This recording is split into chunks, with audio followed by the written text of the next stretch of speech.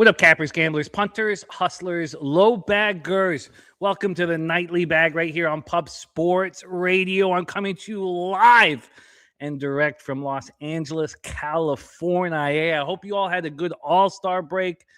I hope you got to take a little bit of time to review what you were succeeding in and what you were struggling with in this very long baseball season. It is a marathon and not a sprint. And the second half of the season begins now. Thank you all for joining us here. Josh Witt, great to see you. Josh Witt, Kent Davies, no longer has an X account, but still in the chat. Thank you, Kent Davies. We have the Nuke Worker in the house as well. Nuki, great to see you.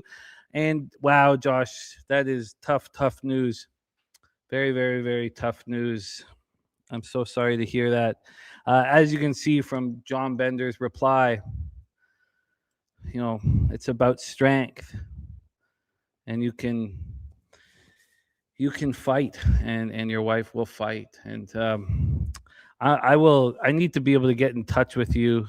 I don't know if you could, I'm not sure if you're on X, but maybe if you could drop your email address here so I can get in touch with you. This requires a much longer conversation than the one that we're having now. You know, there aren't really words that can do much justice here other than that we believe in you, we believe in your family, and you just got to fight. And I know that your wife will fight and battle.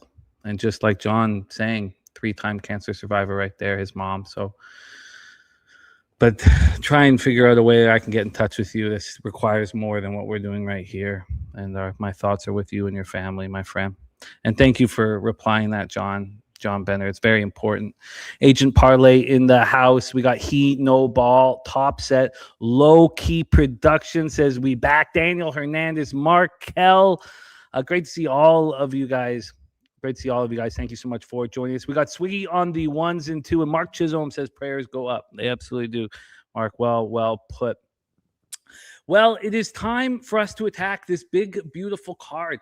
Now, I'm very hesitant to have much action. We've talked a lot about the difficulties of the week before the All-Star break and the week after the All-Star break. And I'm pretty hesitant. You know, I spent hours and hours on this card. There was times where I thought I knew who was pitching, and then the pitcher was changed. And I believe that we're set up here for all of this. But we must proceed with caution in this first week back. It kind of sets us up right because we have the big Friday card, and then Saturday, Sunday, I'm going to be very, very cautious. We will have CFL and WNBA on this show as well. A shout out to Sharpie in the house. Man, I'm thankful to cap with you each and every day. So let's get to work. Thank you, buddy. Thank you. First off, welcome back, man. Thank you guys for being back in business with us. Little All-Star break to regroup, to dig deep, and I can't wait to attack the second half of the year. This is the most action I've ever had first half of the season. 498 wins, 447 losses, 52.7%. If my average line was minus 110, I would be in the black. Unfortunately, it's minus 111. So I'm minus 3.64 units with an ROI minus 0.39%. If you had offered that to me at the beginning of the year, would you take this at halftime? I would halfway at the All-Star, I'd say no. Look, I'm not here trying to be mediocre. We're trying to succeed against the books. And although it was nice to build back after a very tough start, this is not good enough. And I'm excited to attack. So Dewan Turrentine in the house, the wager detective, ready to get to work. D-Money. It's great to see all of you guys. So cheers to you all. Thank you for joining us. And I can't wait to attack the second half of the season and the Friday, July 17th card with you guys right now. So without further ado, let's get to work. We start tomorrow with the double dip, Tampa Bay, Boston Red Sox. We start at 1:35 p.m. Eastern. We're at Fenway Park in Boston, Massachusetts. Let's get right into the ballpark factors to get us started here. We have 3 extremely offensive ballparks. We have 4 ballparks that are all double-digit plus runs. Fenway Park is very offensive. It is plus 21% runs, plus 3% homers, plus 34% doubles and triples, and plus 9% singles. We have Griffin Jacks on the hill in game one against Jake Bennett, and at least that continues to be our expectation. Please let me know here. Let me know if that's not the case. With pitching changes throughout. Also, my computer's over here, which I can reach, and I can put up in full screen, which I just did. But let us know if there's any changes, because first day back, there are a lot of changes. We'll start with Griffin Jacks, 5-6, 3.47 ERA, 1.23 WHIP. He's been very good. He wasn't a full-on starter until about the beginning of June, and that's when we saw him start to really excel, to really step up. These last couple starts, these 5-inning starts, he was incredible through the 4 innings, and then he would get touched up in the 5th inning. The highlight of it was probably the 10 strikeout performance in just 5 innings at home versus the Yankees on July 6th. He's been very good, and he's going to be a big part of the AL leading Tampa Bay Rays rotation as they move into the second half of the season. Going up against the young lefty Jake Bennett, 4-3, 2.64 ERA, 0.94 WHIP. In AAA Worcester, he was very good, 1.60 ERA, 1.02 WHIP over 9 starts, 2.82 expected ERA, but still very strong. Second round pick in the 22 draft by the Nationals out of the University of Oklahoma. Sharpie says they still won't take the training wheels off Jack. 75 pitch cap for him. SFS LLC. Oh, Bruce Shad, my man, Bruce Shad. Great to see you, buddy. Thank you for rock, man. Bruce Shad, OG low bagger, was with me since my early days in Costa Rica. Bruce, great to see you, man. Dewan says I took Boston game 1 this way. It was just a momentum play. Love Boston on the road. We'll see if it translates at home. Yes, this was the hottest team in Major League Baseball coming into the break. And the last time we saw Jake Bennett was absolutely spectacular. 7 innings, 4 hits, didn't allow a run, struck out 4, walked 1 in a 5-0 win at the White Sox. It was extremely impressive. He has been nothing short of impressive since about mid-June. If we go over his last 5 starts, they're all very strong. 4 of them are quality starts. The one that wasn't was 5 1/3, 2 earned runs in a 3-0 loss at home versus the Jays. Swiggy says the break kills all the momentum is exactly what he is afraid of. Well, let's take a look at the line history here, and then we will also can probably use something that we don't do generally on these nighttime shows, is we can probably talk about the cash flow, as the books have been taking action on these games for some time. Although, if you woke up this morning and tried to place bets, there were very few available for you to place. Here right now for game 1, we have 52% of the tickets, 70% of the cash on the Boston Red Sox, 58% of tickets on the under, and 56% of cash on the over. We have a total of 8.5 at -110. It opened up 9 -130, but that is an 8.5 at -110. So I think it's pretty fair to say that there's been no movement here on this total. Nothing there. 8.5 -110 is what we're dealing with. And then on the money line for this spot, we've had a very small 2-cent move to the Boston Red Sox from -122 to -124. So let's take a look at where the advantages lie. And in the bullpen, it's pretty these are 2 very good bullpens. Rays bullpen over the last 30 days. Now, this is from the 12th to the 12th. I didn't add into the 16th because then we'd lose 4 days of the 31-day sample size, which is what I prefer. Shout out to AM and Big Drip James in the house. Is going to keep riding my Red Sox money train until it loses. Says this is not a streak I'm trying to fade. And Wager Detective catching that Mets first 5. I like to see it. But we have 2 bullpens that are very good. Rays bullpen over the last 30 days, 3.43 ERA, 1.01 WHIP. Red Sox bullpen, 3.27 ERA, 1.15 WHIP. So where is the advantage? Now, the Rays struggle against left-handed pitching. It's the righties that they've been attacking. Over the last 30 days, the Rays are hitting .233 with a .675 OPS versus lefties, while the Red Sox on this winning streak have been crushing both righties and lefties. Now, I know that you may have a vividness bias as to why you don't believe in this Red Sox lineup, but if you look at their numbers against righties over the last 30 days, .252 with an .828 OPS, it's very impressive. It's very impressive. Now, we have extreme offensive weather. A middling total, a total where they, respect the pitchers on the mound. it's a tricky situation to get involved in right away. I don't think that we can trust the momentum that was gathered by the Red Sox on their winning streak because of the All-Star break. I really don't. I get why one would. I can understand it, but it's not something that I would expect to continue. But Jake Bennett has been very, very good, and so has Griffin Jax. Thank you to the Godfather in the house. Thank you for the kind words. So let's take a look at price difference. One of the things that I won't be able to do because I can't log into my Bet365 account is I won't be able to talk about the first threes, and we can't judge the price. Even though I can't log in, it just, for some reason, I don't know, it's some sort of a virus. I don't know what goes on, but I can't go back and forth the first threes. They just shut me down if I'm not logged in for whatever reason. But let's take a look at the difference for first five and full game, if there is one. We have the Red, and I've already looked at this, so I can tell you it's minus 125, minus 125. Red Sox in game one are minus 125 full game. Oh, it's just moved. Wow, we have movement. And now it's minus 128 first five to the Red Sox. That would make some sense to me because I think that the biggest edge in this baseball game is just what the Red Sox are doing to right-handed pitching, what the Rays are not doing to left-handed pitching. Big Drip says Red Sox have touched up Jax bad the last two starts.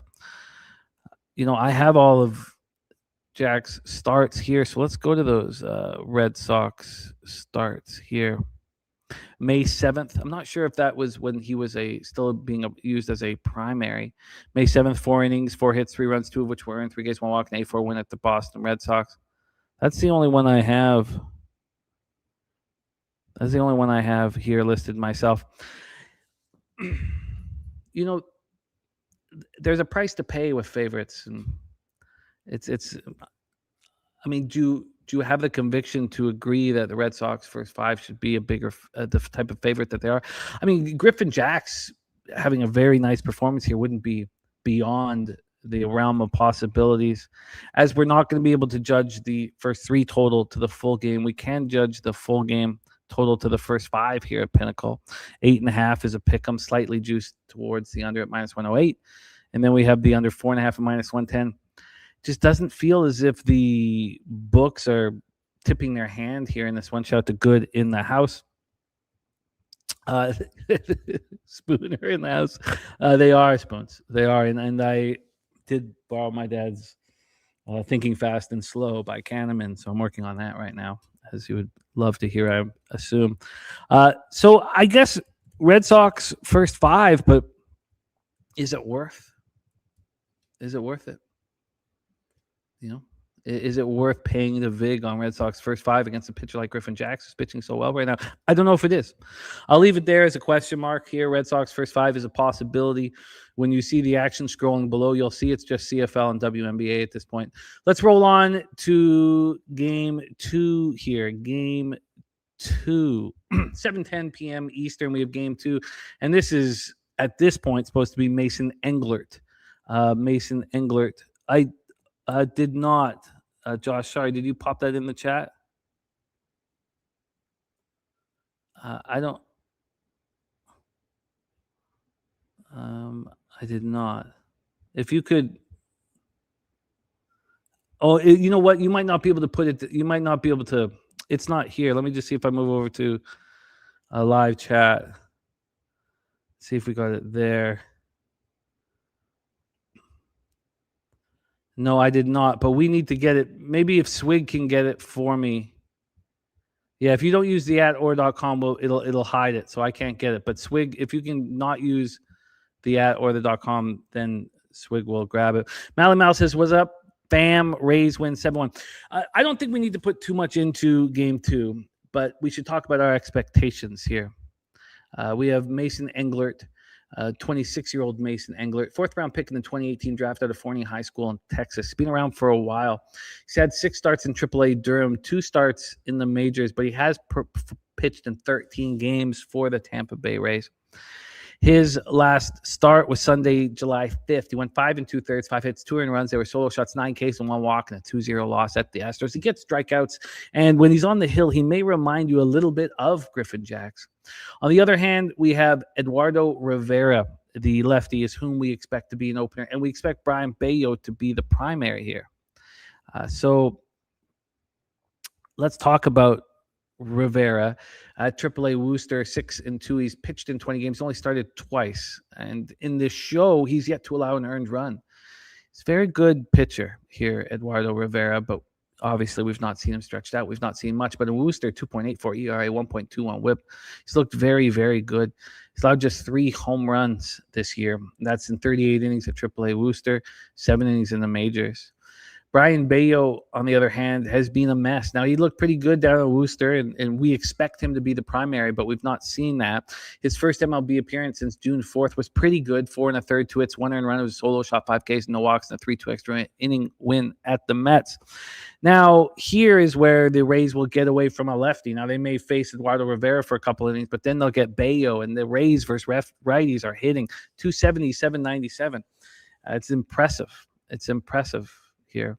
The Red Sox are able to get to righties here. So this will take time. We'll want to see, how game 1 played out. A lot of us don't like to move on game 2 until we see game 1.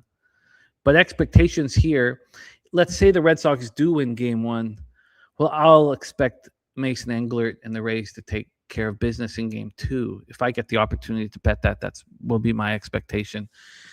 That's where I want to move. And I don't think we should be afraid of betting the Red Sox full game in that game 1. I mean, their bullpen has been very strong. So at this point with game 1 and game 2, the way we see it, it'll just be the Red Sox first 5 in game 1. That is a possibility for me. But again, I do fear Griffin Jacks. The idea that Jake Bennett will have a better opportunity in very offensive weather pitching at home is legitimate. And Griffin Jacks can get to 99 on the radar gun. It's not like Jake Bennett is a soft tosser himself. But so that's the only thing that appeals to me at this point is the Red Sox first 5 here. Let's roll on to our next spot on the board here. Game 2 on the board. And I almost bet this. And I thought I'd probably be better off talking it out. We have Dodgers, Yankees. We are in the Bronx. Minus 4% runs, plus 5% homers, minus 17% doubles and triples, and plus 2% singles. Not very offensive weather here in New York. We got Roki Sasaki on the hill going up against Garrett Cole. And for a while, I was thinking that there was a pretty legitimate advantage with Garrett Cole. But let's start with Sasaki. 16 games started. In 16 starts, he's only had 4 quality starts. He struggled at times, and I thought we could get ahead of the curve and start backing him, and I guess I was kind of wrong on that. I mean, he did make us some money. He's had some nice starts. 5.33 ERA, 1.36 whip. Sharpie says, pitching in the Bronx is the biggest Japanese media Roki will ever see. As I want to back him versus a bad zone contact to the Yankees, but I'm afraid the pressure of the media can make him wild as we want him to do what he's done since May, and that's be in the zone 4% more than league average. Mally Mal says, my mind tells me to fade Cole. Well, let's talk about Sasaki's last few starts. Great stuff from Sharpie and Mally Mal in the chat. Last time we saw Sasaki, July 8th, was an okay start. It was at home versus the Rockies, and the Rockies are hitting righties a lot harder than we remember. 6 innings, 3 earned runs, 5 Ks, and 1 walk. Start before that, July 2nd, was ugly. The Dodgers pulled out the win, but not because of his pitching. 3 innings, 6 earned runs, 3 homers, 3 Ks, 2 walks, and a 12-7 win at home versus the Padres. It was ugly.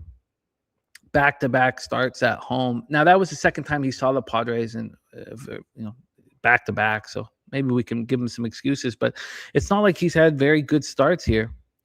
That was a quality start, July 8th at home versus the Rockies, but there's not a lot of quality starts. You got to go back to June 5th for his last one. That was at home over the Angels. So let's talk about Garrett Cole. 9 starts. In those 9 starts, he's had 4 quality starts. 3-4, 4.04 ERA, 1.20 whip. Of course, missed the entirety of last season due to Tommy John surgery. The last time we saw Garrett Cole, July 8th, 6 1/3, 7 hits, 3 earned runs, 6 Ks, and a walk. I find it difficult to really plan out my expectation for Garrett Cole.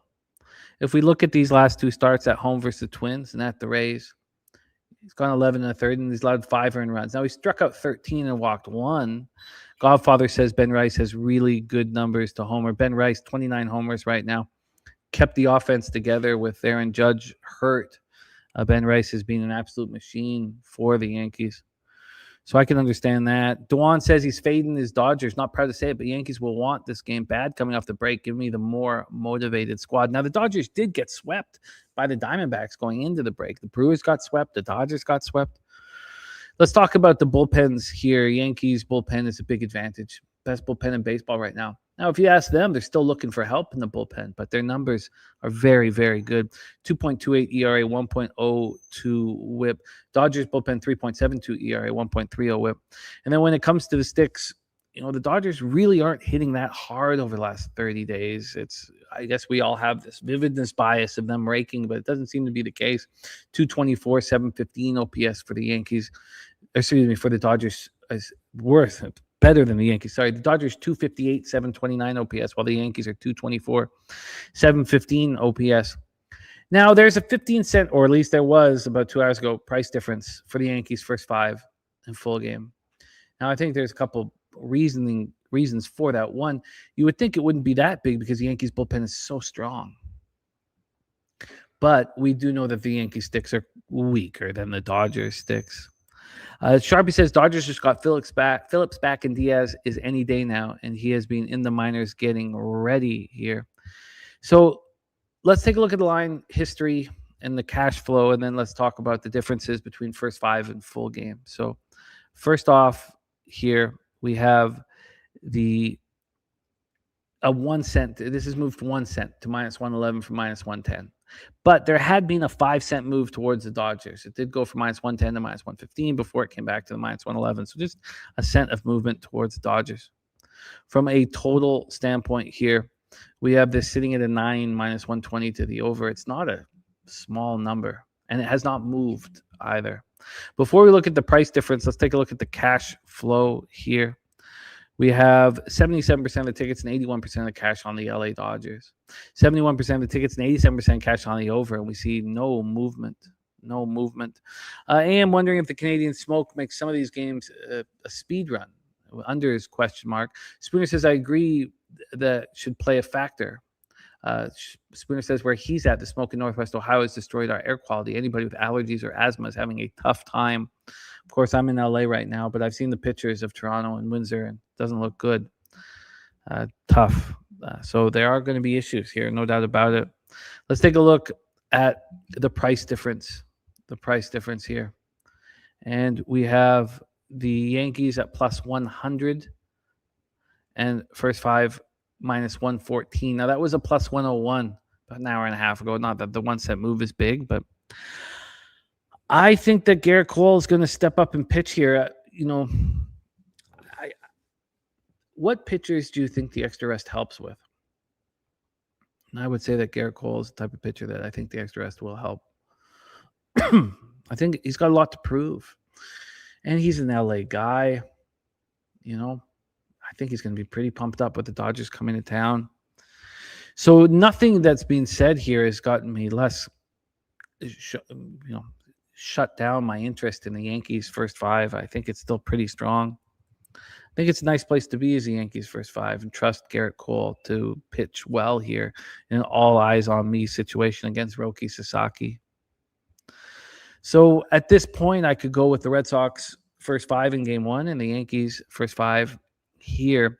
Rod Zwacky in the house says, bet on New York Yankees in the home games on the money line after allowing 3 runs or less 3 straight games. Yankees record since 2025 season, 14-1.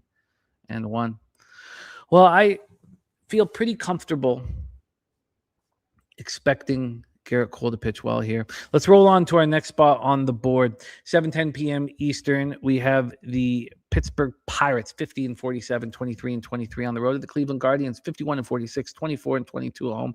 We're at Progressive Field in Cleveland, Ohio. What a job the Guardians have done keeping everything together while they wait for the return of Ramirez here. Let's take a look at the weather to get us started here at Progressive Field. We have plus 1% runs, minus 2% homers, plus 7% doubles and triples, minus 4% singles here. Let's get into the pitching matchup, and it's a beauty. We've seen this. This is the only total that's moved on today's card. Jared Jones pitching for the Pittsburgh Pirates, 1-1, 4.37 ERA, 1.14 whip. He underwent the UCL surgery last May. He looked spectacular in his rehab starts, and he's not looked very good until his last start. His last start was the first sign that Jared Jones was ready to throw. Now he's had some days off.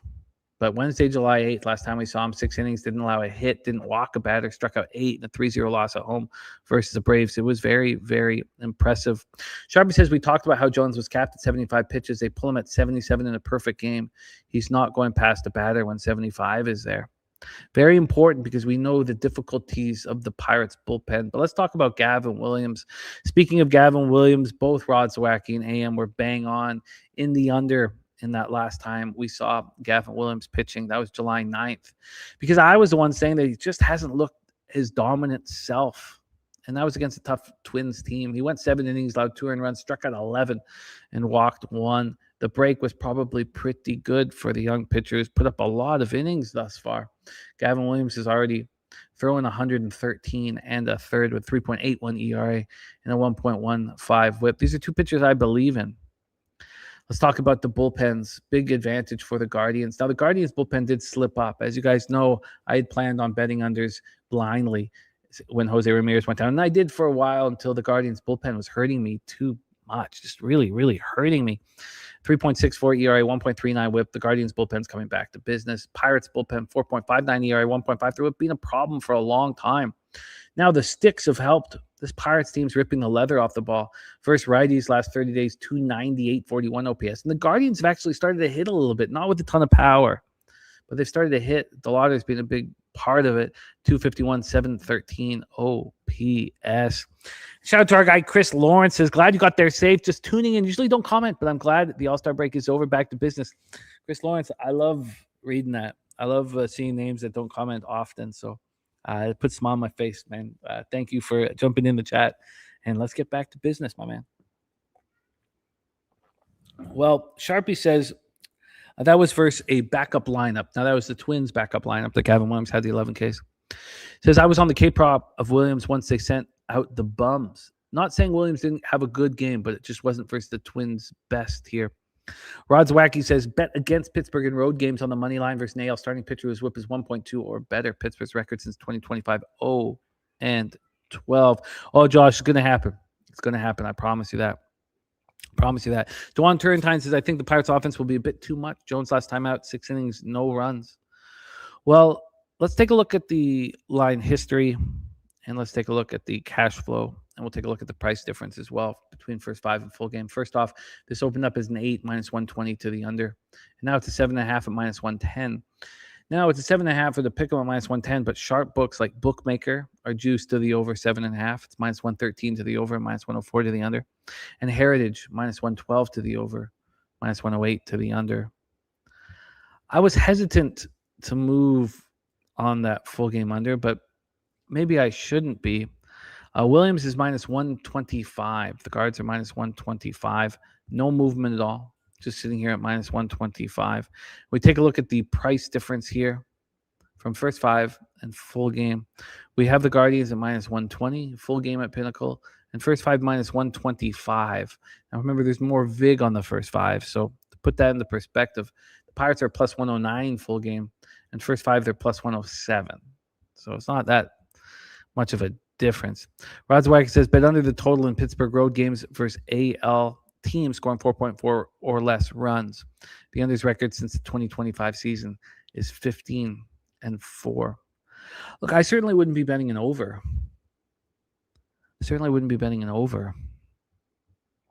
Sharpie says, I'd say if someone is going to get hit tomorrow, it's Williams. Says that Cleveland lineup is bad. And we know what the Pirates are doing versus righties. I'm just hesitant. You know, Jared Jones coming off his very best start. Now he's had to sit there for 9 days. It's a long time in between starts. Let's take a look at the cash flow for this one. We have 72% of the tickets on the Guardians and 61% of the cash. We have 75% of tickets on the over and 89% of cash on the over. That's wild as it's dropped from 8 to 7.5.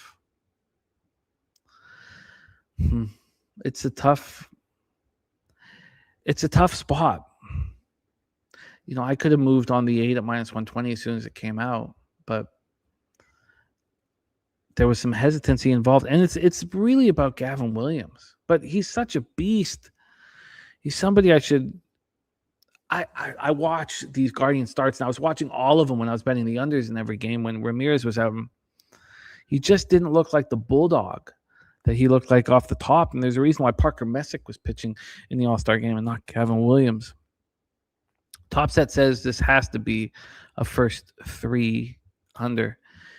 Now, I'd be interested to see what that number is. Sometimes when I log off and then open up the site again, they'll let me, without logging in, because of course I'm not in Ontario, they'll let me see the first 3s. Let me see if I can see it. I'll give it a try. They usually give me 1. No, they're not going to let me see it. They're not going to let me see it,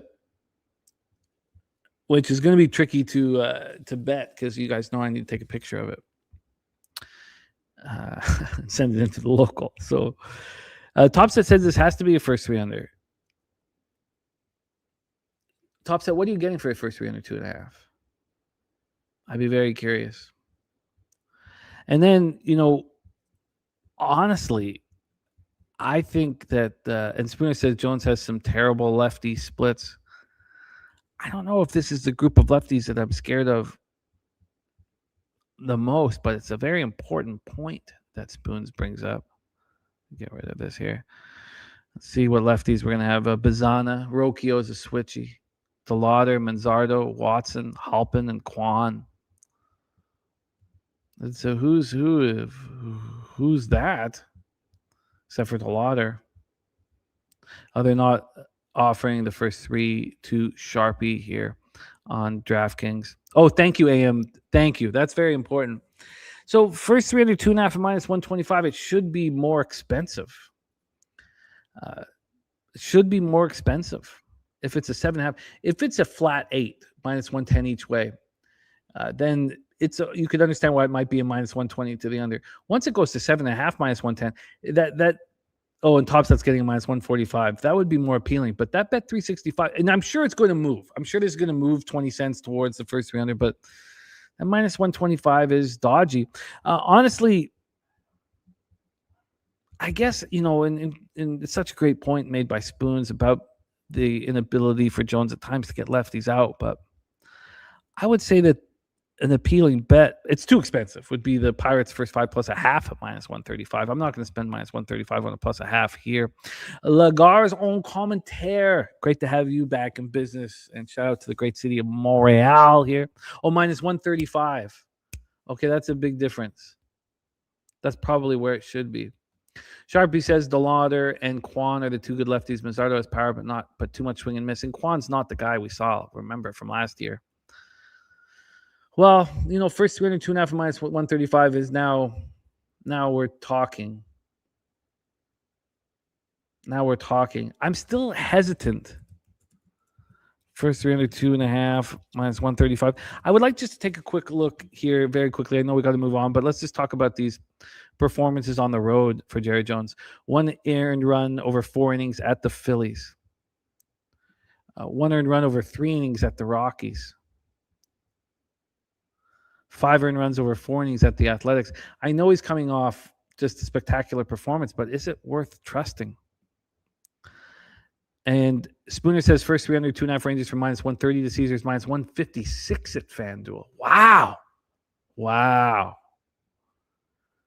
FanDuel's way sharper at baseball. I don't know if we can trust Jones on the road enough for me to back a first 300, 2.5, unless we're going to get, I've been hemming and hawing over this game for a while. And then, let's look at the home starts for Gavin Williams against the White Sox, 3 earned runs over 4 2/3. At home versus the Mariners, 2 earned runs over 5. At home versus the Yankees, 3 earned runs over 5 innings. The thing you have to ask yourself is, do they really need the break? And Josh has the first 300, 2.5 minus 150. Is that too much? Yes, that's too much. You would at minus 150. I wouldn't bet anything over minus 135, minus 150. You have to build the 2, and you have to use the minus 1 calculator for that, Josh. And let us know if you need it. We'll pop it in the chat.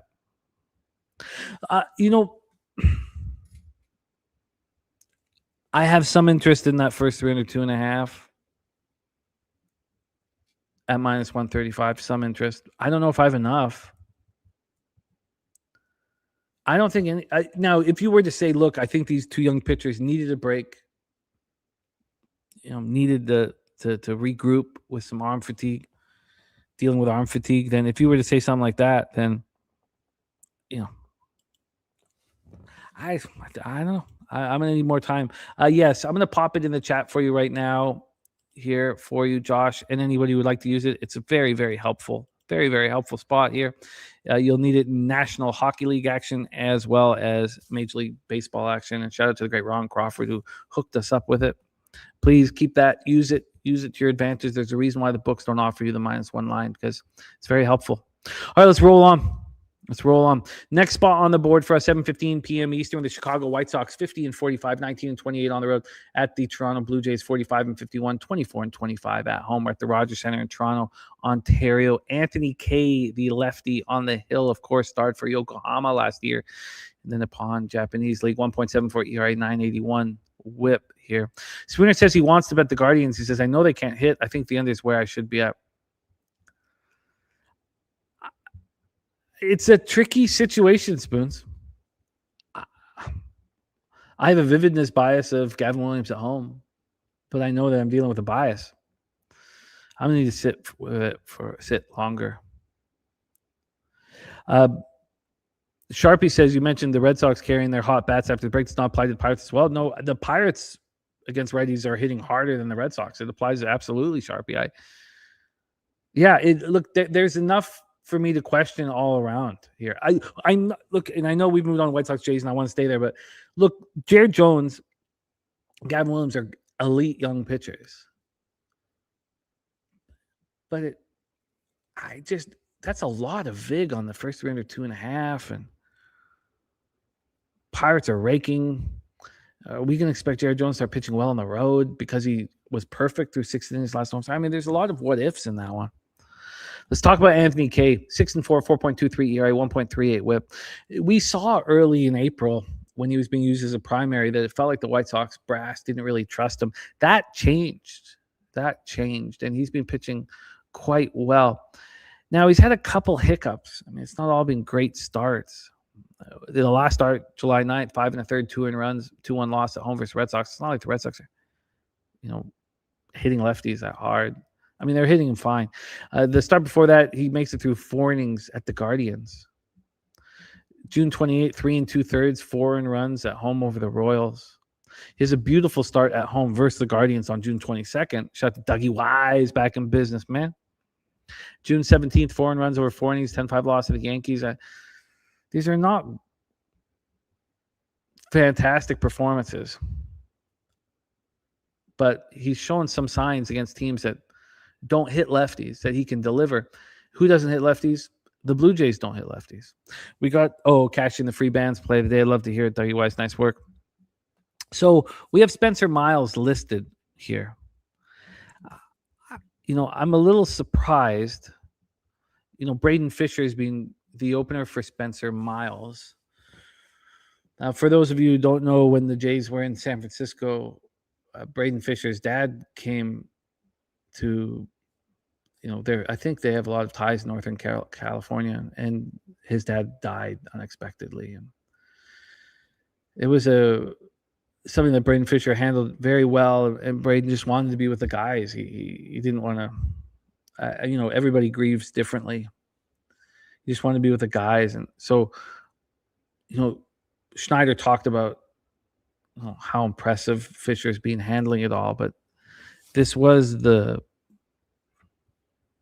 combination Fisher-Miles, and that was just 3 weeks ago now that his dad died. So that's probably why Spencer Miles is expected to start here and not be with Braden Fisher. And again, maybe I'm tying too much into it. Shout out to our friend Mel in Denver. She is on the Avs under 108.5 points, -108. I think it's a very interesting look. We know the President's Trophy is not the goal. Rod Zwacky says, bet against the White Sox in road games on the money line after scoring 9 runs or more. White Sox record during 2026, 0-6. Top sets of the K should benefit versus the Jays and should get positive regression. I agree with that. Roswag says the bullpen game for the Jays, 8-1 last 9 bullpen games. Well, we saw Spencer Miles on July 11th, and we only saw him for a couple innings. Last time he started was July 7th, 4 innings. He allowed 7 hits, but he kept the damage to a minimum, only allowed 2 earned runs and a 9-3 win at the Giants. But, the Giants can't hit, so it's not that nice of a performance. When it comes to the bullpens, these are 2 strong bullpens. Now, those numbers that Rod Zawacki delivering, 8-1 Blue Jays bullpen games, very impressive, but these are 2 strong bullpens. White Sox bullpen last 30 days, 3.11 ERA, 1.31 whip. Jays bullpen, 3.66 ERA, 1.35 whip. And then when it comes to the sticks, White Sox versus righties, 247, 758 OPS. Jays versus lefties, 225, 664 OPS. John Bender says I was shocked at the line. Thought White Sox would be chalked, that bad Jays offense versus the AK splits versus 8 righties. And Swiggy says Sox bullpen, no runs allowed in the past 5 games. Says feels like an under. Well, we're going to have smoke in the air. So I imagine the roof was closed. The roof is going to be closed. That's going to help us here. The roof will be closed for sure. So, okay, so now we know the roof is going to be closed. That is very important. We know that the ball doesn't travel quite as well when the roof is closed. We've seen a 10-cent move towards Spencer Miles in the Jays from -120 to -130. It's a pretty legitimate move towards them. Then when we get to the totals, it's just sitting here at an 8.5, -110 each way. Bookmaker has this juice to the over, and so does Heritage. It's a bit of a surprise. This moved 6 cents to the over at Bookmaker. This moved 6 cents to the over, and what about an hour ago? And then there was buyback to the under. That does make me nervous. Spencer Miles sitting here. He's only started 3 games. He's pitched in 26, 2.85 ERA, 1.10 whip. DeJuan Turrentine likes the under 8.5, and he's on Toronto money line. Rod Zweig says 9 of the Blue Jays' last 10 home games against AL Central opponents have gone over. Let's see if we get any cash flow information. Then we'll look at price difference. Cash flow information here with 61% of the tickets, 78% cash on the Jays. Lines moving towards them. 60% of the tickets are on the under. 68% of the cash is on the over. Tops at a green saying this line and what I see doesn't match. I think that can AM, are you in the chat? If you're in the chat, can you tell me what the first 3 under 2.5 is? Let's take a look at the price difference. I might have to ask you that often until I'm back in Ontario, AM. Let's take a look at the price difference. Jays are -130 full game. First 5 -124. So the White Sox are +118 full game. And first 5 +106. +118 to +106. Wow. That is telling me that Anthony Kay is going to pitch well here against the Jays team that can't hit lefties. So we need Spencer Miles to hold down the fort, and I assume he should be able to do that. It's not like the White Sox have been raking. Yeah, I guess the under does appeal to me like it appeals to you guys, but why would it be juiced to the over? Dougie Wise says the Sox look appealing. Why would it be juiced to the over? Why would those very sharp books be juiced to the over? Let's see what these legal books are doing. They're all at a pick 'em at 8.5.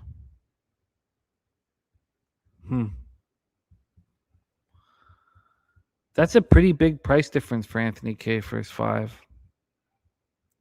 Spencer Miles is the reason why the Jays got rid of Eric Lauer. They wanted a role for Miles.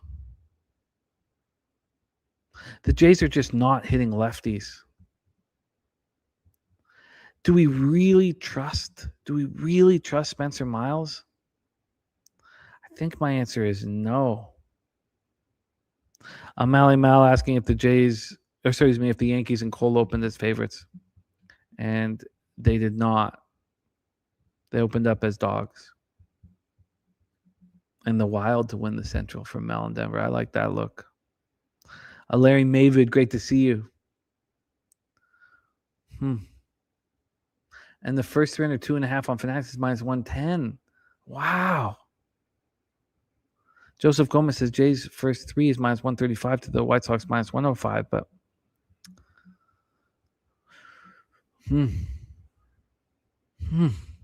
I guess where I'm at right now, and I'm going to sit with this again. We have the morning bag, which is going to be this. It's so helpful getting to talk these games out with you.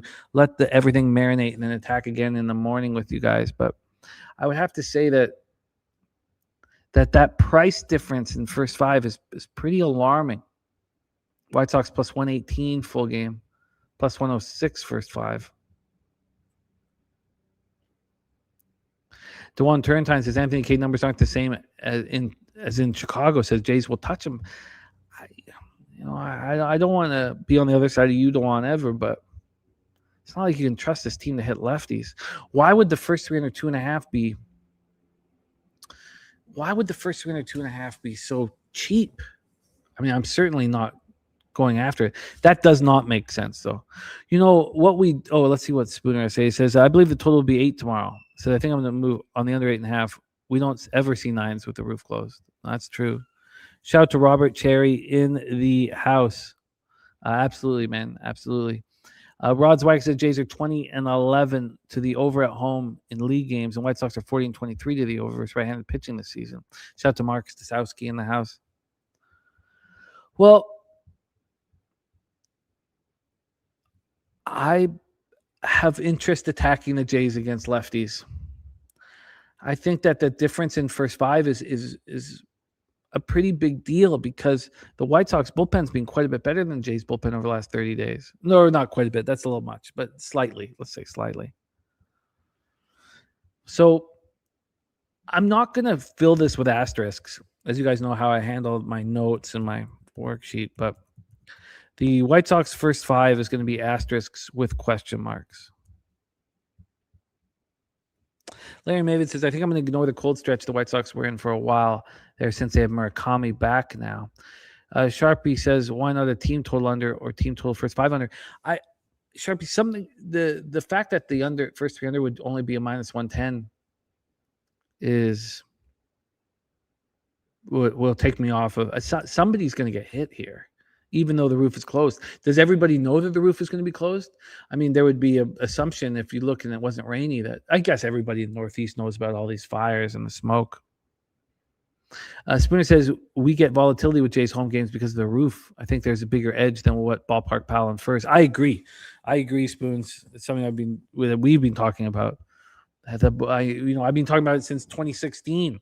In that playoff run in 2016, when we had such an offensive baseball team, we were begging for the roof to be open because our offense was better than the guard. Well, then they were Indians at the time, but their offense. Okay, let's roll on. The White Sox first 5 does interest me.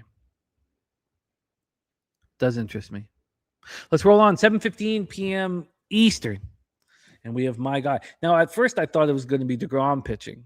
But then I found out that it was Port Dope's own Cal Quantrill on the hill, pitching phenomenally well. Put such a big smile on my face. Man, I've backed this guy for a long, long time. Finally getting rewarded for it. Let's talk about Truist Park here. Plus 7% runs, plus 5% homers, plus 4% doubles and triples, and plus 4% singles. 84 to 81, so it's not too hot here. Let's talk about Cal Quantrill. He's pitched in 19 games. He started 4. Now, he only has 1 quality start in his 4 starts, but that's just because he's not going deep enough. Josh Witt wanting the Braves here, and they're a big favorite. We have now seen Cal Quantrill have 4 starts, and he keeps pitching better. Look, I don't want to get too excited about it. You can probably see the smile on my face. I have always supported the Quantrill family. And that last start, July 10th, was a thing of absolute beauty. It was at home, and here he is on the road. His last 2 starts have come at home. That start in Toronto, which he was very good at as well, we shouldn't put too much emphasis in that. I mean, he's from Port Dope, Ontario. He's right beside Toronto, so that probably meant a ton to him. And Sharpie says, I expect thunderstorms in this game the way they line the props, showing 38% rain. And Rod's Wacky also saying Jays are 24-14 with the roof closed at home this season. Huh. I could get in on that under still on White Sox Toronto. I could. I can't, Spoon. You're right. You're right, buddy. Okay, so you guys know what I think about Kyle Quantrill. I think he provides value. Now, look, he has 28 strikeouts and 46 in the third. You know, if you need a strikeout, he's not going to give it to you, but he doesn't get barreled often. You know, he can get soft contact when he needs it. He can get that double play ball when he needs it. And I'm a big fan of his. Let's talk about Chris Sale. 9-6, 2.20 ERA, 1.11 whip, 117 Ks over 98 innings. He's been so good this year, as always. They gave him a little 10-day break between June 10th and June 20th to manage his workload. Strategically built extra rest into his schedule by utilizing a regular off day and a rain out. Then we saw him June 20th. He shoved. I mean, this guy is just so elite. Now, we would have seen him more on July 10th when I was in Vegas, but they had the rain delay. Leahy came back. He didn't. That made sense. Let's talk about these bullpens. Braves bullpen, 3.35 ERA, 1.15 whip, being very, very good. Rangers bullpen, 5.96 ERA, 1.48 whip, have been atrocious. I mean, look at that trajectory. And shout out to Swiggy on the ones and twos, man. 5.68 up to 7.85. I mean, it's getting worse and worse and worse. This was a bullpen that we believed in, and now it's a bullpen that we want nothing to do with. And the Braves bullpen been delivering all year long. Now let's get to the sticks. I think, Dougie Weiss, his Rangers are ripping left-handers. They are annihilating lefties right now. 311, 872 OPS over the last 30 days. And the Braves, we know what they do with their sticks. They try to wake them up to no avail. These sticks are very quiet. Shout out to AOD in the house. What up, AO? So the Rangers versus lefties is a huge asset, but it's not like Chris Sale has difficulty shutting down teams that are really good at lefties. Now, we haven't seen a ton of them. He allowed 2 earned runs over 5 2/3 back on June 10th. That was already when the White Sox weren't hitting lefties. July 10th against the Cardinals, we only saw him for 3 innings. They are hitting lefties okay. So, Sharpie says, wish we get no rain, but I live 3 hours from Truist Park, and it's been randomly thunderstorms for the last 4 games. So hopefully Mother Nature allows me to back the Chris Sale prop. Well, let's take a look, because this game interests me very much. So let's take a look at the weather here in Atlanta for tomorrow. When will the storms come in? Here we go. Okay, so we have beautiful morning, then light rain, and then the thunderstorms come in the afternoon. Of course, this one doesn't pop off until 7:15 p.m. Eastern. And we have just light rain then, and it goes away. Look, you'd probably want to look at a few different sites, and I probably will do the same. But I think we're going to be just fine. So let's get to the line history. This one opening up with the Braves at -200. Now they're -195. A very slight move towards the Texas Rangers. Now let's get to totals. From a total standpoint here, we have an 8.5 -115 to the under. It's a pretty high total. Let's get it. And now, again, I just hate that I can't study the first threes and tell you how I feel about where they are market related, but that's just the situation. Let's take a look at the price difference. Braves are -200 full game, -216 first 5. So we have a full 8.5, but first 5, we can get a 4.5 -13.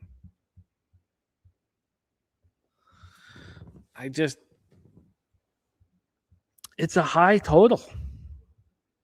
It's a high first 5. Now, you could be sitting back saying, oh, it's Quantrill going to get touched, but who is scared of this Braves lineup? Or you could say maybe with the way the Rangers are hitting lefties, that Sale could get touched up a little bit. Joseph Gomez says first 3 are Braves -200, Rangers +150. Spooner says that Braves bullpen fresh is a scary unit. I would love to sit here and back the first 3 or 2.5, but I find it very difficult. Then what I could do is see if I can get 9 outs from Cal Quantrill. Can you get 9 outs from Cal Quantrill? Let me just try with a different, see if I can go to Colorado with Bet365 and see if they'll let me look. Why are they not letting me look at the first 3s? It's ridiculous. Okay, see if they'll let me here. I know they won't, but okay. Quantrill, go to innings. Okay, here we go. They're going to let me look. The first 3 is just a 2.5. Why? First 3 plus a half is minus 125. God, I like that.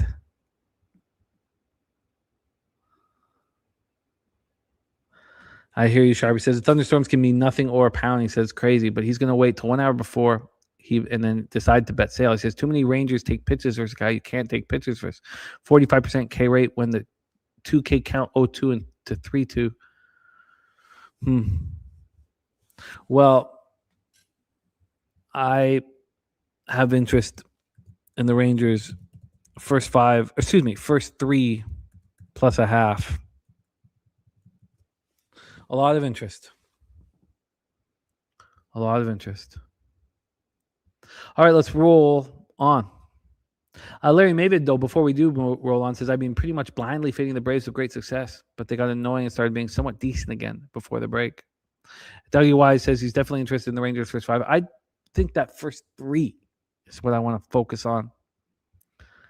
It's a dangerous bet.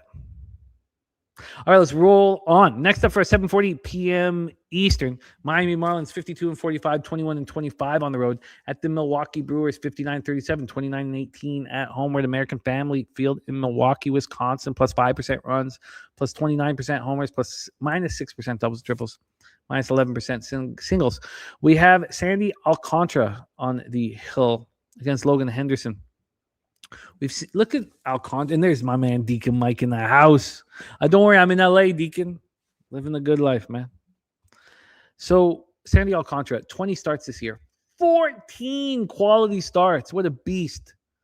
A far cry from what we saw from him last year. 3.99 ERA, 1.22 WHIP, pitching at a very, very high level. Last time we saw him, July 10th, 7 innings, 3 runs, 8 Ks in the walk pattern, and a 3-2 loss at home versus the Guardians. Last time we saw him on the road in Sacramento, in that tricky place to pitch, offensive weather, and he shut down the Athletics. 1 earned run over 8 innings. Probably really enjoying this Marlins comeuppance. Shout out to Otto Lopez. Can you believe Giants Rule 5? God, what a mistake the Giants keep making. They got Adames for, what, $200 million? What a terrible mistake. Got Otto Lopez in your clubhouse and you're not using him. So Alcantara is pitching very well. He's had 1 bad start. That was June 29th in the thin air, Colorado. Other than that, he's been pitching very, very good. Let's talk about Logan Henderson. 6 starts. He's only had 1 quality start, but just because he's not going deep in the games, he's pitching very well. 3.18 ERA, 0.99 WHIP. Josh Witt liking the Brewers on the run line. Now, we didn't see Logan Henderson for a long time.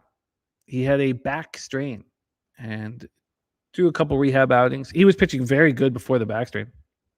And then he came back and he wasn't great. July 9th, 5 1/3, 3 earned runs, 4 Ks, 1 walk, 8-4 loss to the Giants. Wasn't very good.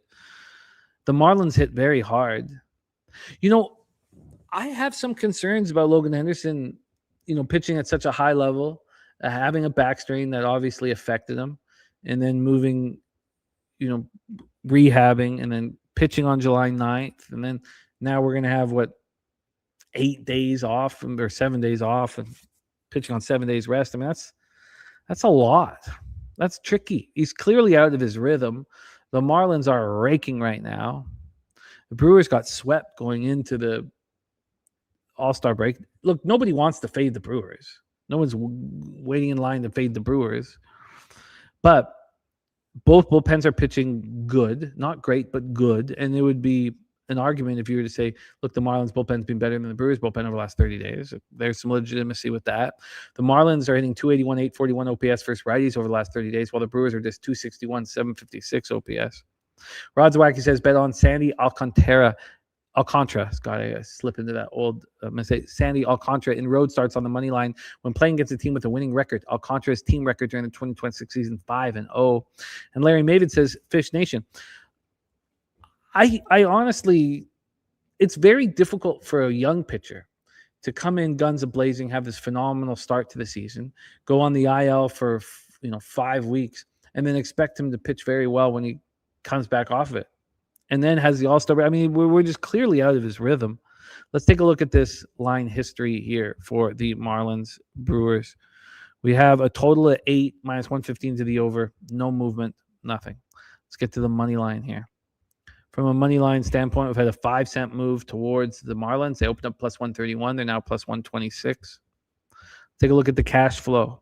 Something we don't usually do on our night shows, but because this market has had some, well, look, these lines weren't available all day, so I don't know how much we need to do this, but it is available for us, so we'll take the information. We have, move over here. We have 84% of the tickets, 78% of cash on the Brewers, 60% of tickets on the over, 92% of cash on the over. The legal American books are all juicing it to the over. Dips liking the Marlins.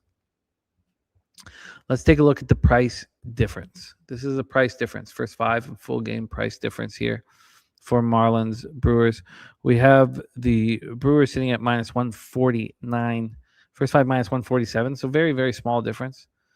Marlins sitting here plus 134. We go to the first 5 plus 125. Of course, that puts the Marlins first 5 plus a half very, very much in play. Very, very much in play. Sharpie says the rhythm means much more to a pitcher than any other position in baseball. Creatures of habit. Rod Zwacky says, and the Brewers getting cheaper with all that money on them. I mean, how do you not run to Alcantara first 5 plus a half? Why are they giving it to us at such an appealing number? I mean, wouldn't you think that? You know what? I can explain it. What am I talking about? It's us digging deep into the comfort level of Logan Henderson, who's out of his rhythm. That's it. Because if you look at the statistical profile of these two pitchers, it tells you that Logan Henderson is pitching better than Sandy Alcantara. How do you not move on the Marlins first 5 plus a half? No, Sharpie, it's a 5-cent move in the opposite direction. So as the cappers in the chat are discussing, and we'll just put it at 84% of the tickets, 78% cash on Milwaukee. We've had a 5-cent move to the opposite side. Robert Cherry also on the Brewers run line. I mean, I don't see how I've got to move on the Marlins first 5 plus a half. It's just too appealing. It is just too appealing. Let's roll on to our next spot on the board, 8:05 p.m. Eastern. Minnesota Twins 48-49, 22-24 on the road at the Chicago Cubs 54-42, 27-19 at home. We are at Wrigley Field in Chicago, Illinois. Shout out to our friend Deacon Mike in the house. Let's talk about Wrigley Field tomorrow. Let's get into the Ballpark Pal Park factors. It's plus 9% runs, plus 26% homers, minus 2% doubles and triples, and minus 4% singles. Now, for most of the day, I thought Taj Bradley was starting, and then I found out late that Bailey Ober was starting. And I think you guys know that Bailey Ober has hurt me very bad. He's hurt me. I think I just spilled a little bit here. Let me see if I can fix that. Bailey Ober has hurt me a lot. In fact, I wonder if any pitcher has hurt me quite as much as Bailey Ober, and I don't think there is one.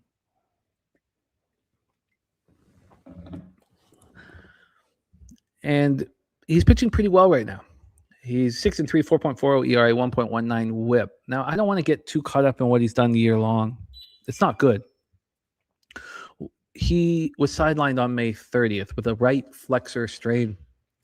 And he was pulled after tossing 74 pitches. It was the first time we saw him in 5 weeks, and he looked really good. 5 strike. He walked one batter. The only hit he allowed went yard. But again, we're talking about somebody where I have a bias, a vividness bias of losing money on Bailey Ober. Going up against Colin Ray. Last year, Colin Ray was spectacular. You know, he was not expected to be a part of the starting rotation. He'd come over from Milwaukee. Of course, he'd come over along with his general manager, or his manager, Craig Counsell, and he found something. He started 27 games when they weren't expecting. He was just supposed to be the long man in the bullpen. 3.95 ERA, 1.25 whip. He's very good. This year, it's just not been the same. 4.75 ERA, 1.45 whip. He's allowed 14 home runs already. As you can see, you know, Deacon, who knows Colin Ray well, says it's good for giving up 2 home runs. There's going to be home runs at Wrigley. I like what you're saying, Larry. We're going to move on to this game, but I agree with you on your comment on the fish. And Alcantara, I don't know how I don't move on that first 5. Now, if I move on Alcantara first 5+1/2 and the line moves against me, well, I'll expect to lose that bet, but I'm not at that point. Let's talk about Colin Ray here. We last saw him July 8th, 3 earned runs over 5 1/3, 9-7 win at the Orioles. It was an okay start. He's been pitching much better. He had a bit of a hiccup there. He's not had a good season, but he allowed 7 earned runs and 2 jacks on June 9th. He's actually, you know, he allowed a home run in each of his last 2 starts, but he's only allowed 2 home runs over his last 4 starts. Now, if you go deeper, you know, he's allowed 5 home runs over his last 6 starts. Oh, deliverance, Deacon. Get me my banjo. Let's talk about these bullpens. Cubs bullpen has been atrocious and is somehow slightly better than this Twins bullpen. These are 2 weak-ass bullpens. Cubs bullpen, 5.38 ERA, 1.43 whip. Twins bullpen, 5.62 ERA, 1.54 whip. Of course, that's over the last 30 days. Judging by the graphics that we have, you can see that the Twins bullpen's been quite a bit better of late. And they're in this AL Central that's open for business. All the teams are still live in that AL Central. Talk about the sticks. The Twins have been raking righties for a while now. For a while. 288, 856 OPS over the last 30 days. Cubbies just 238, 752 OPS. We've seen the Cubbies drop off a cliff over the last little while. It appears that they really can use the offensive situations they find themselves in Wrigley Field to their advantage. Let's get into the line history here for this Cubby spot. No movement at all. No movement. Minus 133 opener, minus 133 sitting here. Let's get to the total. This total is a 10.5, minus 105 to the over. It opened up at 10 juice to the over and it's moved now to a 10.5 juice to the under. Call it a 0.25, quarter of a run move.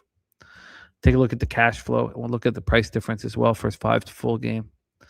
Cash flow, we have 73% of the tickets on the Chicago Cubs and just 28% of the cash.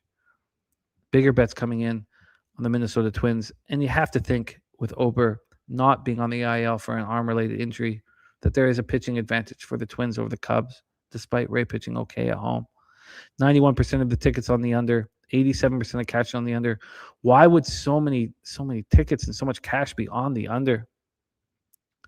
Wow. Rods Wax says, bet against Bailey Ober on the money line versus good power teams, averaging 1.25 or more homers per game. Ober's team record since 2024 is 0-9. Let's go over Colin Ray's last few home starts. The last time he pitched at home versus the Padres, 2 earned runs over 5 innings, still walked 3 batters. That was that game where they won 23-3. It's a very strange game. He didn't have any pressure on him.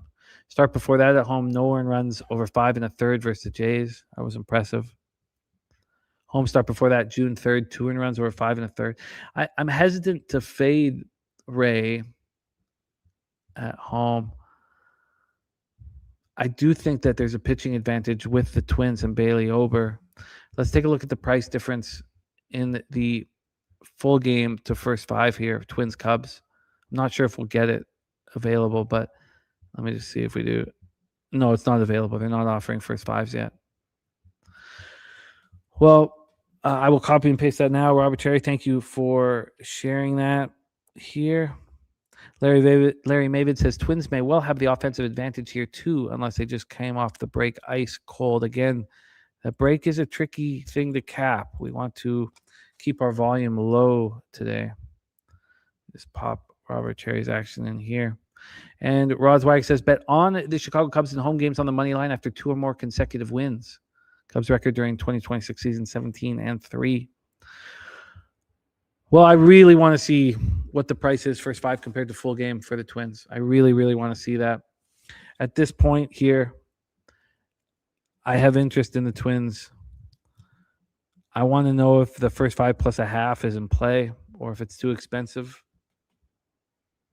I have interest in Ober, but it's not beyond the realm of possibilities that Ray could pitch okay here at home despite his poor numbers thus far this year. Let's roll on.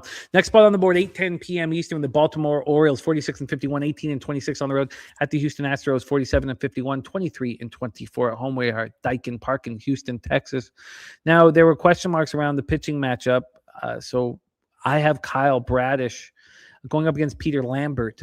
At first, it was supposed to be Spencer Arrighetti. Now it is Peter Lambert that is on the hill.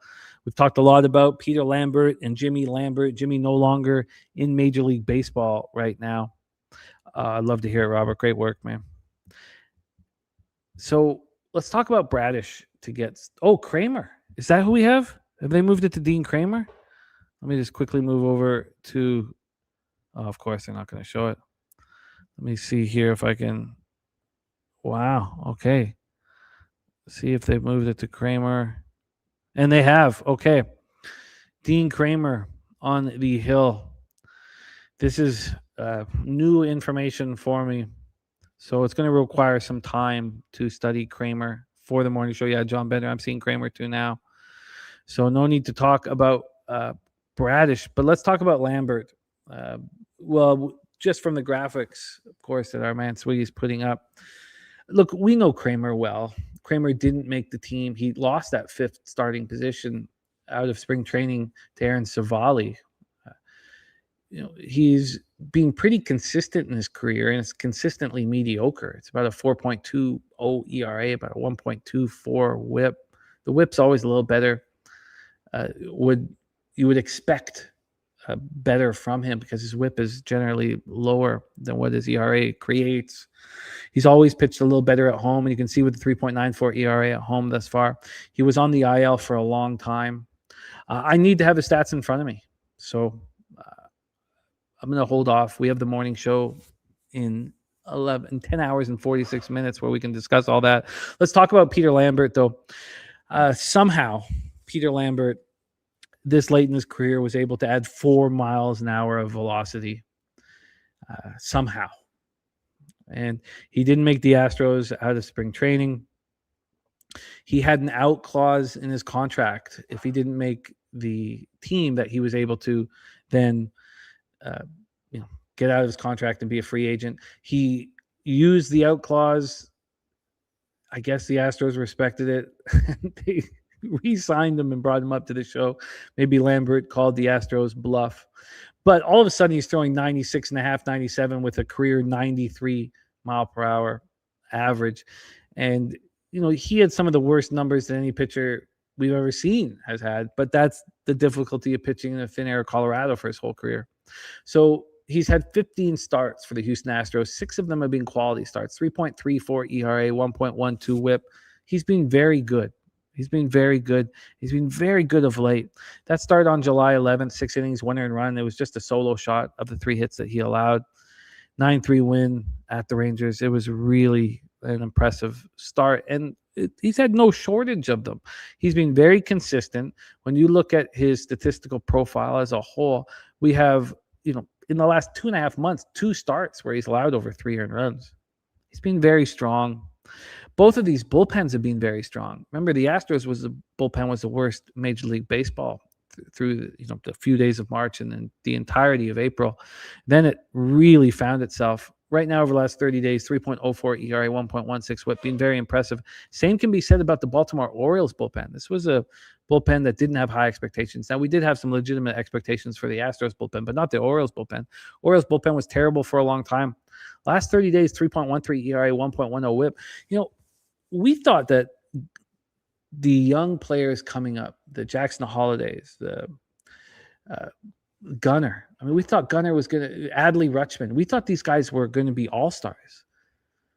They're barely above a 0.5 WAR, these guys. And their bullpen has stepped up, but the sticks haven't. This is the Orioles team hitting 233, 710 OPS over the last 30 days. Astros bullpen has been Astros lineup's been much stronger against righties. 249, 778 OPS over the last 30 days. That's with Altuve doing very, very little. You look at they're getting something out of Christian Walker, but it's just the Yordan Alvarez show here. John Bender says sharp money on Houston. Let's take a look at the line history. Also, let's take a look at Rod Swag. He says, bet under the total in Baltimore road games versus a team with a good bullpen that converts over 75% of their save opportunities. Says the unders record since 2025, 14-3. Again, we're going to have to do a deeper dive on Dean Kramer, who is a pitcher that I like. And if you use the eye test on Dean Kramer, you think he's very good. You study his numbers and you realize that it's mediocre. No movement on the total. This one opened up at 8.5 minus 120 to the over, juice to the over. We've seen no movement. On the money line here, we have no movement either. Orioles open up at minus 107 and are sitting at minus 107 here. Interesting. Because this is a Baltimore Orioles team that's 8 games under 500 on the road. Now, you could say, look, the Astros are a game under 500 at home, but Orioles are a bad road team, and they're the favorite here. Now, it's very slight, but still, that's interesting. You have a clear statistical advantage with Lambert over Kramer. Take a look at this cash flow, and then we'll take a look at the price difference as well. When we get to the cash flow here, we have 71% of the tickets and 86% of the cash on the Houston Astros. That's a lot of money on the Astros. Why would the Orioles be slight favorites? 92% of tickets and 89% cash on the over. That's not moving either. Take a look at the price difference here. See if the books are tipping their hand at all with the price for the Orioles. So here we have at Pinnacle, the Astros are the slight favorites at minus 107. But still, we're talking about Orioles team that's 8 games under 500. You would expect them to be bigger dogs than they are. And when we get to the first 5, the Astros are minus 107 full game. First 5 minus 115. To put that into perspective, the Orioles are minus 103 full game. First 5 minus 101. This is going to require a deeper dive here on Kramer, which we'll do in the morning. But I would have to say that this line is opening up their arms to Astros money. Why are the Astros not a bigger favorite? It doesn't make sense here. John Bender says, Houston is my play of the day. This line will flip and be minus 115 or more. You know, John, I get it. I get why you would look at this and believe that there's an advantage. My question is, why? Why would this be a pick'em? Orioles are 8 games under 500 on the road. The Astros are playing much better baseball, and they have an AL West opportunity because of the poor play of the Mariners. Why?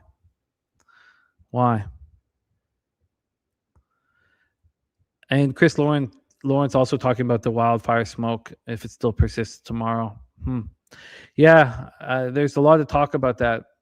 I feel like I need to – I didn't put too much emphasis on that in my cap, and I think I do need a little bit more time to think on it. But it's a clear move to the over in that game, Chris.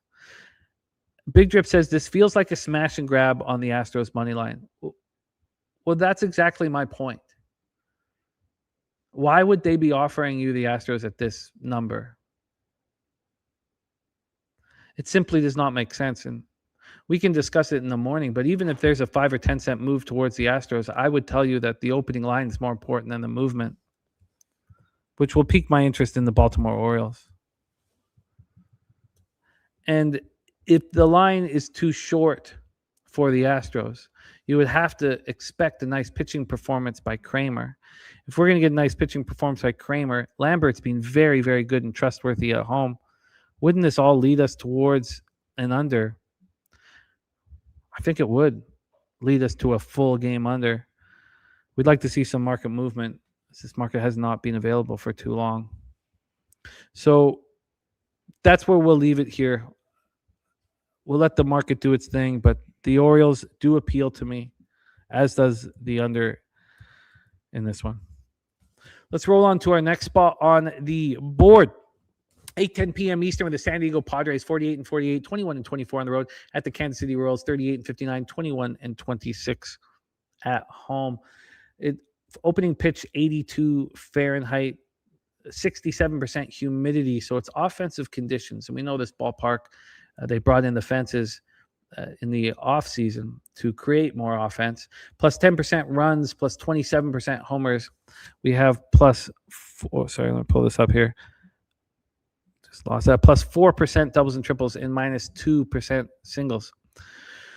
This is a very, very interesting pitching matchup. Big Drip James says sometimes the line is just wrong. Line makers make mistakes. I think that is a questionable way of looking at things. I think it is us. It is we who are more likely to make mistakes than the books.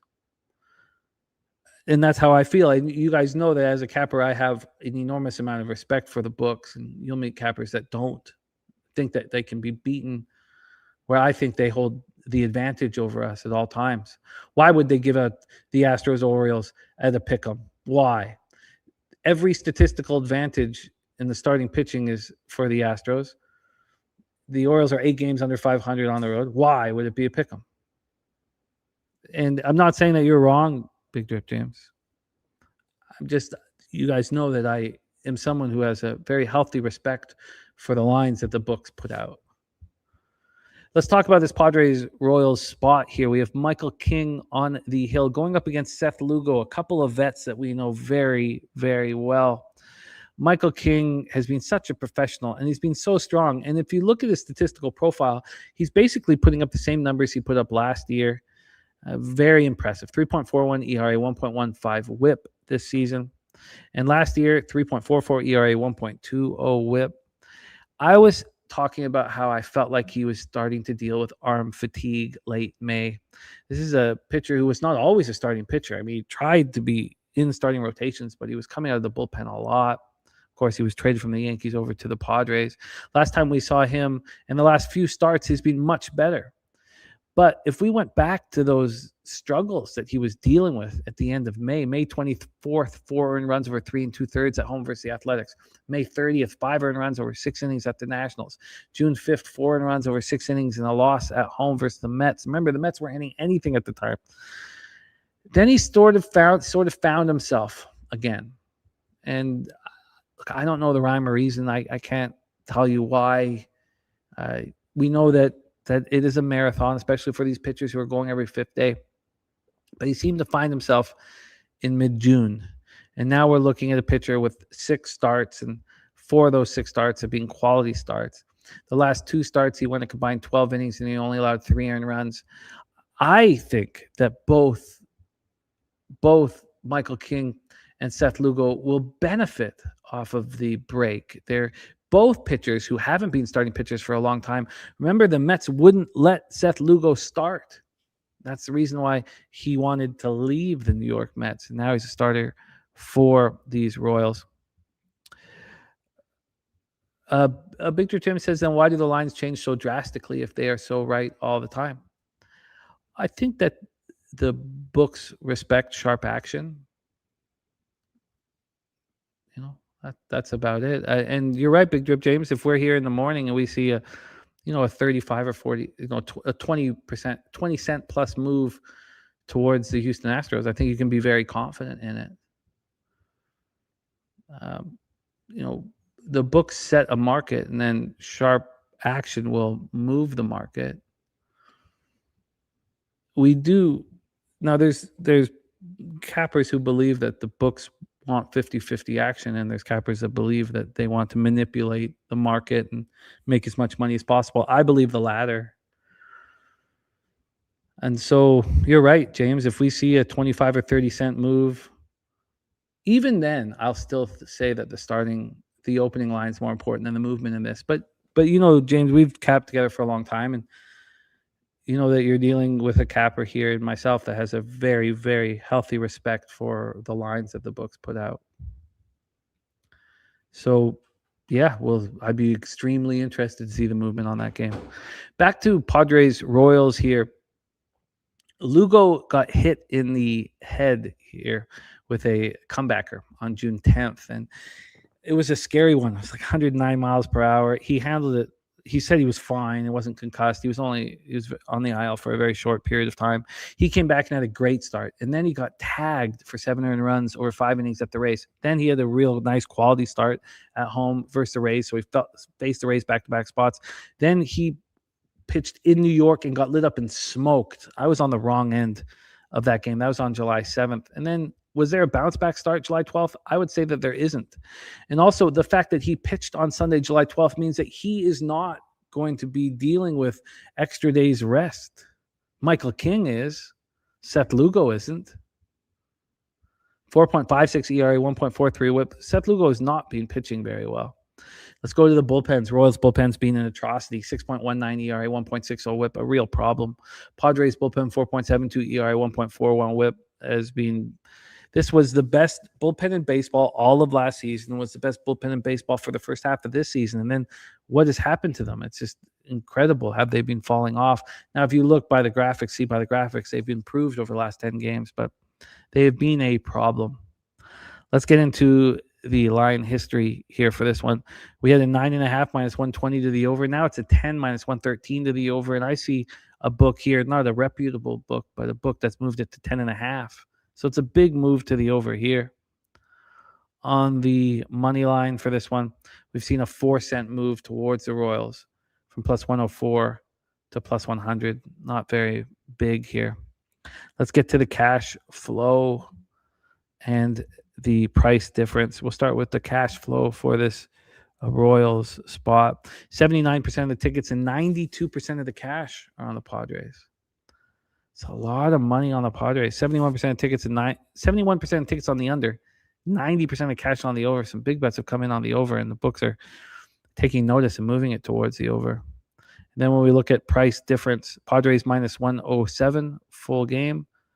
First 5 minus 108. They're giving Lugo a mighty amount of respect here.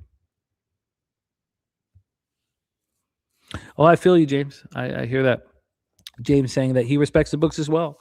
He says this is not easy, as we know, but when you feel strongly line is off, you got to fire. See, it's funny you feel that way, James, because when I feel strongly the line is off, I want the opposite side. Why would the line be so off? But again, we've discussed our opinions on the matter. Well. I'm surprised they're giving Lugo so much respect. Very surprised. I think that this break was hugely advantageous to Michael King. I'm certainly not going to move on this now with the books giving so much respect to Seth Lugo, but I am interested in the Padres first 5. I'll put asterisks with it and question marks. Let's roll on to our next spot on the board. 8:40 p.m. Eastern. Cincinnati Reds 43-52, 21-24 on the road at the Colorado Rockies, 39-59, 22-25 at home at Coors Field in Denver, Colorado. And it is extremely offensive weather tomorrow. 95 Fahrenheit at first pitch. We have plus 36% runs, plus 23% homers, plus 14% doubles and triples, plus 27% singles. Extremely offensive weather. We have Brady Singer here on the hill. You guys know that I'm a believer in Brady Singer, and I have not been. I felt that the fact that the Kansas City Royals gave up on young Brady Singer was a lot of information for us to gather. Not that the Royals are an overtly strong group with their pitching decisions and their roster decisions, but they gave up on young Brady Singer, and that was a bit of a surprise. Last year, 4.03 ERA, 1.24 whip was pretty strong, and then he fell apart this year. Overall, this year, he's got a 4.72 ERA, 1.47 whip, but I talked to you guys about a few different pitchers who needed a mental and physical reset. Some of these pitchers chose on their own behalf to have the reset. Grant Holmes on the Braves said, look, I need to start off. I need to regroup. The Reds said, Brady Singer, you need a reset. And they sat him for a start after allowing 3 home runs over 4 innings May 17th. And he came out of that mental reset okay. But then he had that really good start helped by the Marine layer at Petco Park in San Diego, where he went 6 innings, allowed 2 earned runs, walked 1 batter, struck out 5, and he looked very good. I told you guys that I thought that we could be getting some value with Brady Singer, that he was better than the statistical profile set up, that we were getting better performances than what his year-long profile stood for. And that happened. And as soon as I got a little too cocky about being right, because he had those back-to-back starts, June 16th at home versus the Mets, and then June 22nd at home versus the Brewers. Now, the Mets lineup was just starting to hit. We know what the Brewers lineup has been doing, hitting very, very hard. The 12 combined innings, he allowed 1 earned run, struck out 12. Now, he did walk 5. His K-to-walk ratio has always been an issue. And I got cocky. And as soon as I got cocky, he got touched up by the Pirates for 5 earned runs over 4 1/3. But these last 2 starts have been very good.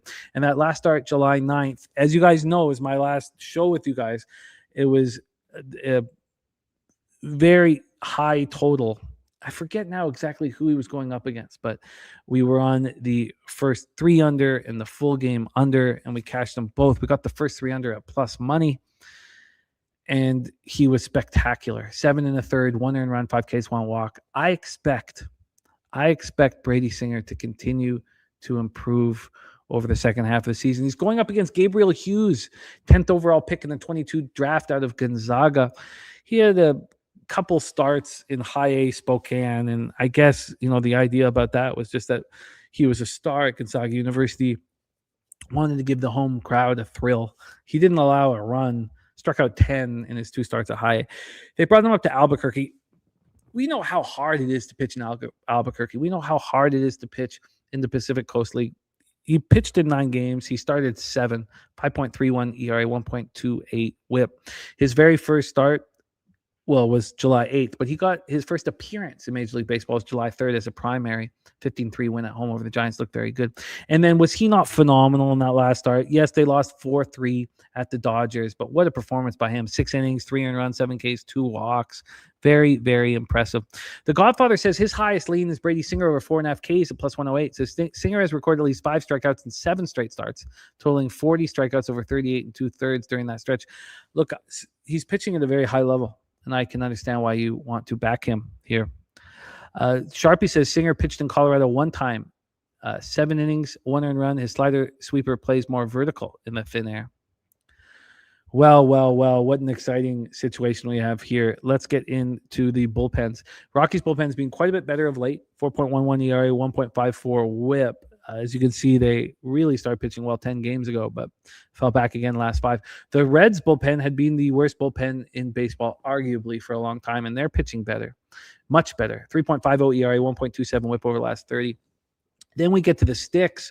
This Reds team can't hit, man. 207, 635 OPS over the last 30. Rockies versus righties, 261, 837 OPS. Now, the Reds offense moved in the right direction over the last 10 games or so, but they can't be trusted. Let's get into the line history here for this one. We have a 4-cent move towards the Reds from plus 104 to plus 100. But this did go from plus 104 to minus 105 tonight. And now there's been 5 cents of buyback. There was a 9-cent move, but now there's been buyback. From a total scenario here, we have a 12. Now there's been a 10-cent move to the under, but what a monstrous number here. Very, very high number. Extremely high number. All right, let's get into the cash flow and price difference here. We have cash flow. Oh, sorry, here we go. Cash flow wise. Sorry, move over to the. We have 78% of the tickets on the Reds and 54% of the cash, 57% of tickets on the under, and 88% cash on the over. This number is so high, man. It's just throwing me for such a loop when I think that these two pitchers are moving in the right direction. To see a total like this just makes me want to just pass on the game, honestly. The Rockies are minus 110 full game. First 5 minus 112. The Reds are plus 100 full game. First 5 minus 104. Why is this a 12? Shouldn't this be an 11 or an 11 and a half? The whole thing is perplexing. James and I just talking back and forth about, opening line or movement and all that stuff. How could this be a 12 with the way Singer is pitching and what we've seen from Gabriel Hughes over a short period of time, clearly somebody's going to get lit up and smoked here.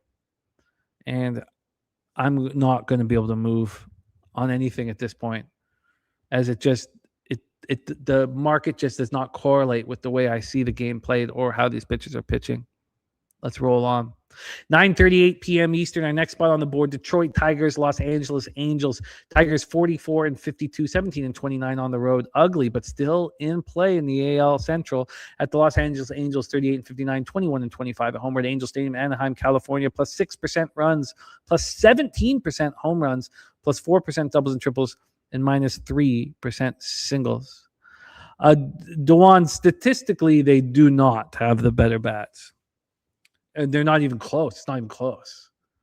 The Rockies' bats are so much stronger than the Reds' bats, especially against righties and of late. But that line just doesn't make sense to me.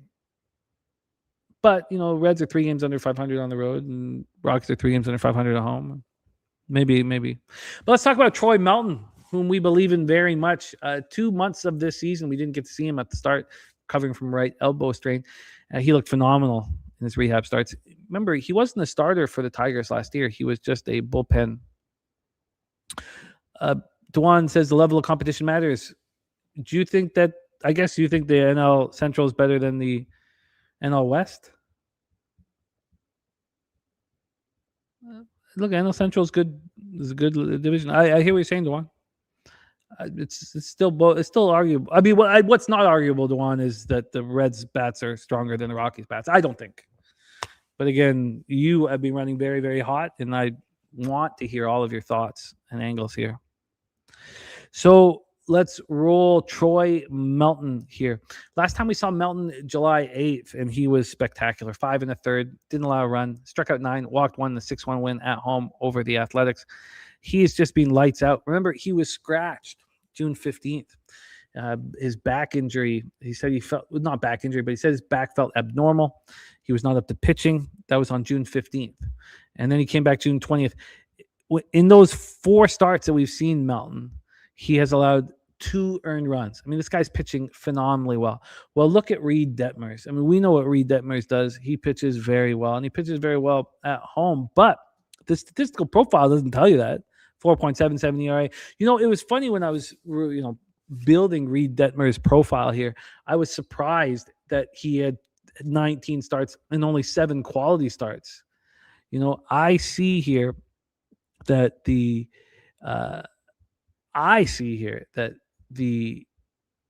numbers from Reed Detmers are kind of skewed because of these spectacular starts at times. And it's made it trickier to break him down. I mean, May 24th, he has 14 strikeouts, doesn't walk a batter at home over the Rangers.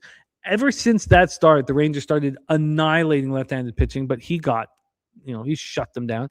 He looked like an ace. And we've heard Jose talk about, that Detmers is going to require a hefty package of prospects if anybody wants him at the deadline. He allowed 5 earned runs over the course of 5 starts between May 24th and June 16th. Then he gets lit up at the Athletics. The Athletics seem to have his number. Athletics hit lefties hard. He faces the Athletics again right afterwards here. And right afterwards, he goes 5 2/3 and allows 2 earned runs in a 5-2 win at home versus the Athletics. And then these last 2 starts gets touched up. 5 earned runs over 5 innings Friday, July 3rd. 5 earned runs on July 9th. Not very, very good. Rays Nation Academy says, since I've been watching you, you've been winning at an insane rate. Respectively, how are you down on the season? I think you can put that together, Rays Nation, I would imagine. I got off to a terrible start to the year. So I went down 49.88 units, and I got it back over like a 5-week period. The only thing I can promise you, Rays Nation, is that I'm not going to sell you anything. I'm a gambler. I want to be the best gambler I can be. I'm sharing my action with you. I put my records out for every sport. Sometimes they're embarrassing. Sometimes they make me look really good.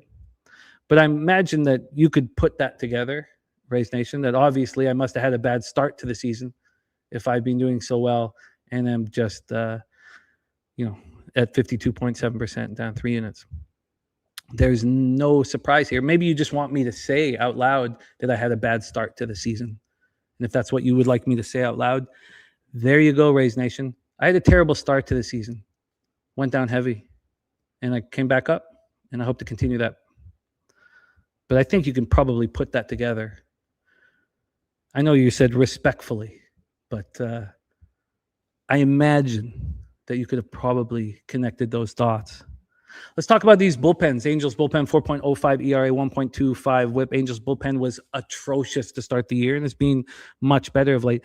This Tigers bullpen, we have very high hopes for at the beginning of the year, and of course the Tigers fell apart, and Skubal, went to the nano needle and all of that, but 3.10 ERA, 1.14 whip.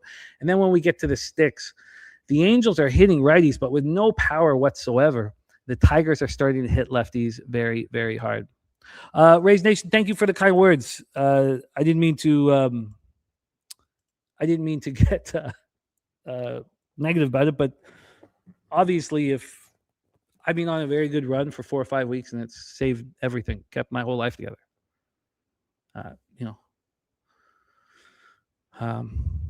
But I didn't mean to get edgy. This is an edgy business, though, and there are.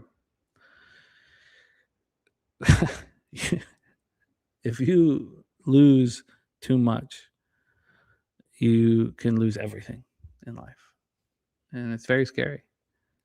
Very scary. Based Aussie, respect, man. Says been a long couple days without you. I'm happy to be back in business. And Rays Nation, I didn't mean to get edgy there with my reply. Okay, let's take a look at. So again, who needed the break more than Reed Detmers? He allowed 4 home runs over the last 2 starts. He allowed 14 hits over those last 9 innings. Should we just go back to expecting him to shove here? I find that very difficult to do. Let's take a look at this line history here. We have an 8.5 juice to the under that's moved to an 8. Already moved to an 8. So the books are telling us that both of these pitchers will pitch well. And it's not, I can imagine for Reed Detmers, a guy who knows he's on the trading block, who's touched greatness. And this guy's he's had some spectacular baseball games, and he's had some poor ones. I would imagine that this break meant a lot to him. There's been no movement on the side. This one opened up minus 105. It is sitting at minus 105. Shout out to our guy, Todd Clinton, 8-3. I went 8-3 last week, Todd. I'm looking for more. Todd, my man. I told you that I was going to come up in CFL. Sometimes you don't get off to the start that you hope for, as Rays Nation Academy and I were discussing. John Bender says, feels like a Tiger spot here, but the price in this one is worth monitoring. The price, I think, is pretty explainable. There's a Tigers team that's 12 games under 500 on the road, an Angels team that's just 4 games under 500 at home. Let's take a look at the cash flow here for this spot. We have, here we go. Cash flow here. We have 90% of the tickets and 94% of the cash on the Tigers. Well, that's alarming. 89% of tickets on the over and 92% cash on the over, and it's moved to the under. You know what? I think this is our first 3 under. But let's see what the price difference is, because I think that Melton is pitching at such a high rate, but maybe Detmers needed the break and we'll shove here. So let's see. We have the Angels minus 104 full game. First 5 minus 113. Detmers is going to pitch well. This is the first 3 under. This is the first 3 under. But it is offensive conditions. This is the first 3 under.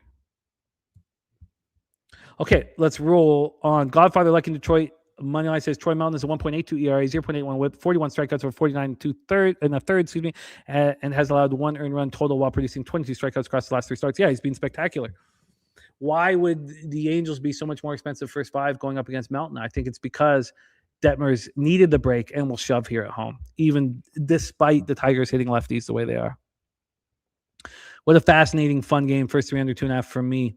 Let's move on. 9:40 p.m. now. It's going to take a lot of work to find 365's lines when I'm not logged in and then take the picture and send them to the local, but I will do that. 9:40 p.m. Eastern, our next spot on the board, St. Louis Cardinals 50-45, 24-19 on the road at the Arizona Diamondbacks, 49-47, 27-20 at home. We're at Chase Field in Phoenix, Arizona. Of course, the roof will be closed.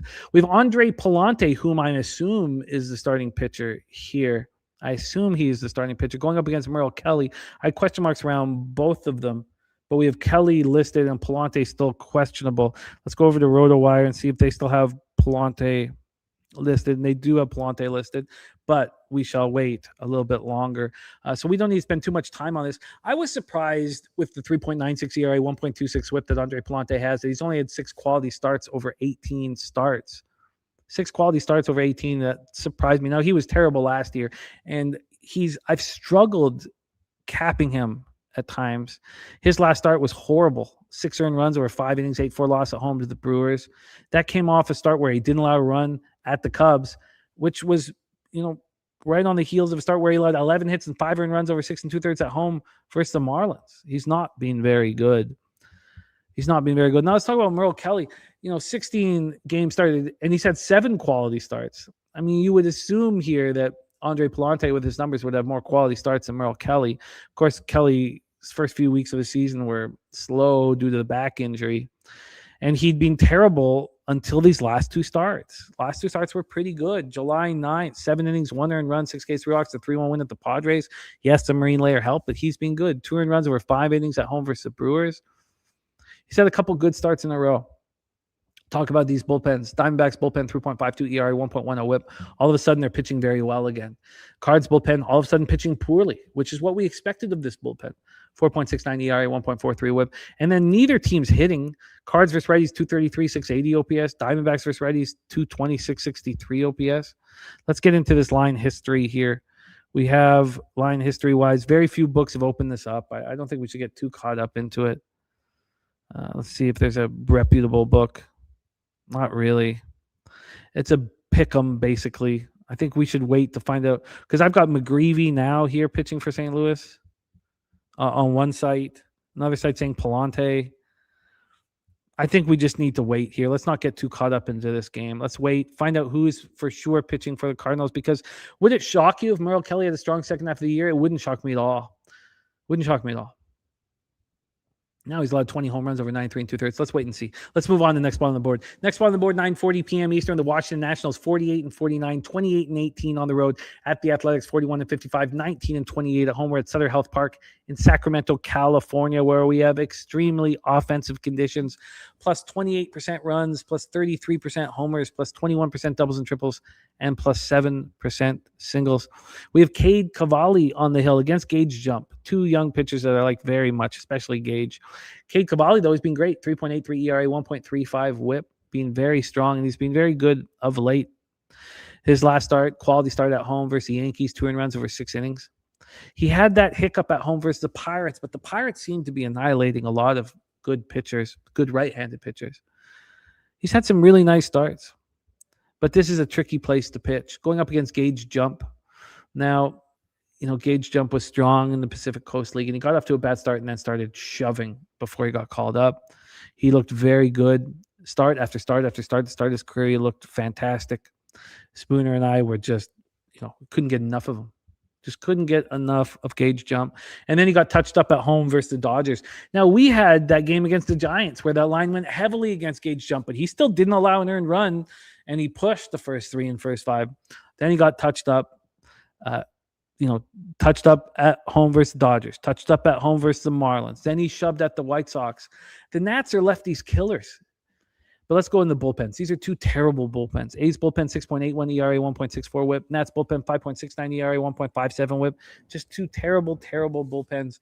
And what's the difference between these 2 teams? The A's aren't hitting righties, and the Nats are annihilating lefties, as always. I mean, we talked about how, it doesn't matter if it's Sandy Koufax. If the Nats are up against lefty, you take the Nats first 5. And now we have to do it against Gage Jump, whom I love dearly, who's been bad his last 2 starts at home. Wow, this is such a fascinating situation here. Let's get right to the line history here. We have a 3-cent move to Gage Jump in the Athletics. Very small 3-cent move to Gage Jump. And then when we get to the total here, we have a half-run move towards the over from 9.5 to 10. Dewan saying this Athletics lineup is super injured. Let's take a look at the cash flow. Although we didn't know it was going to be Gage Jump. Gage Jump wasn't confirmed, I should say, for a while. We have 92% tickets on the over, 88% cash on the over. 68% of tickets on Cavalli and 76% of the cash on Cavalli. God, this is a tough one. Let's get to price difference. Price difference might be telling. Let's see if it is. We have the Athletics at minus 106. First five, minus 103. So Nats are minus 104. First five, minus 114, which tells us that Cade Cavalli has the advantage, or the fact that the Nats hit lefties and the A's don't hit righties. Remember, the team that Gage jumped to shut down, the White Sox, are not a team that's hitting lefties right now. Of course, we have the bias that they do hit lefties, but this is not the case. Wow, I'm going to need to sit with this game for longer. I have a bias with these two pitchers, a clear cognitive bias, especially with Gage jump. I told you guys that we should back the Nats versus every lefty that comes, upon us, and I'm not doing it at this point. I've got to sit with it for longer. We'll hammer it again on the morning show. Let's talk about the final spot of MLB. Then we're going to have to go very briskly through WNBA and CFL. Spend more time with it tomorrow. Talk about T-Mobile Park to get started. 73 Fahrenheit at first pitch. Minus 12% runs. Minus 1% homers. Minus 18% doubles, triples. Minus 8% singles. We got two great pitchers on the mound now. Of course, Landon Roop was suffering through his team, losing 11 straight starts of his. Then he had a good start. And the Giants actually won a game his last start. 10-1 win at home over the Jays. He allowed the one earned run. It was a solo shot, went 8 innings, and he looked very, very good. Then we have Bryce Miller. Bryce Miller missed the first quarter of the season with the left oblique strain. He was terrible last year, dealing with a ton of elbow injuries. And this year he was spectacular, just shutting down the opposition until his last start, July 9th. He allowed 6 runs, 4 of which were in the 8-4 loss at the Marlins. He did not look good, and now he's coming back home where he's been untouchable. Look at that. 0.40 ERA is insane. 7 days rest, which probably helped him because he was going they were giving him a nice amount of rest. I take that back. He was getting 5, 6, even 7 days rest at times. Remember, he was even being used as an opener or having an opener before him at times. Talk about these bullpens.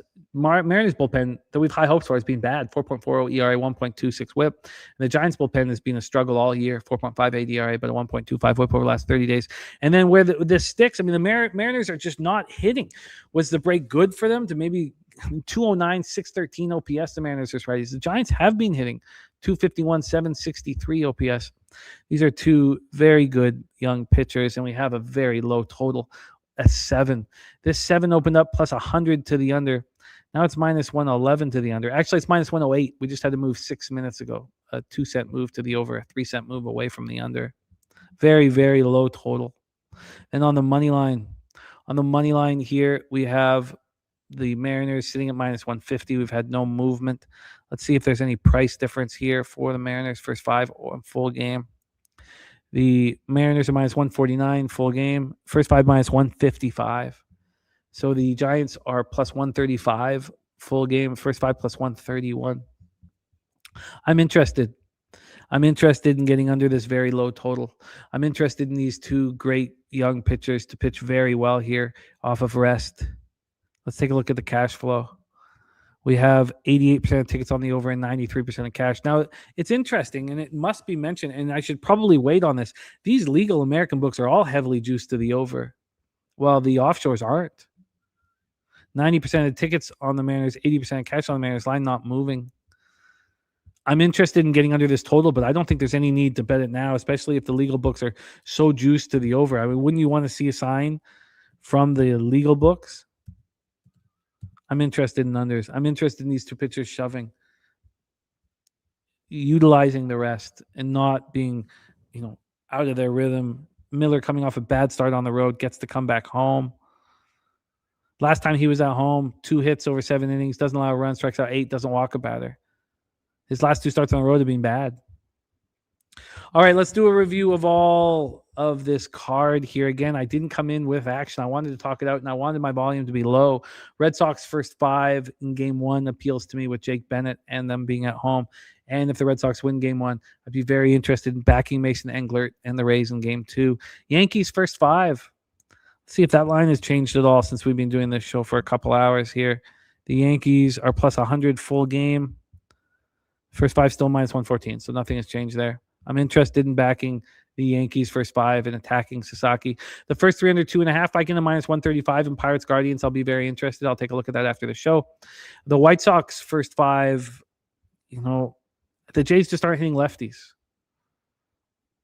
They're just not hitting lefties. Why wouldn't K be able to pitch okay here?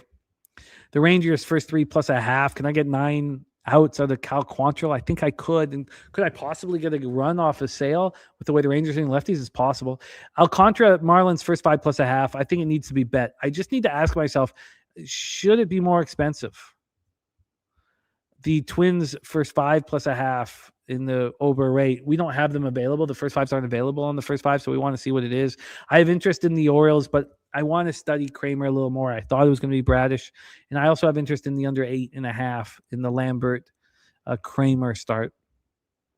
The Padres first 5. Look, the books are giving so much respect to Seth Lugo first 5, and maybe I should just stay off. But I really believe that this break will help Michael King. But again, I will wait here. The Reds-Rockies game was I can't believe it's a 12. There's so much I can't understand. The first 3 under in Tigers-Angels, I will bet tonight as soon as I can. Cardinals, Diamondbacks, we need to wait and see who's pitching for the Cardinals. Is it Palante? Is it McGreevy? We need to find out.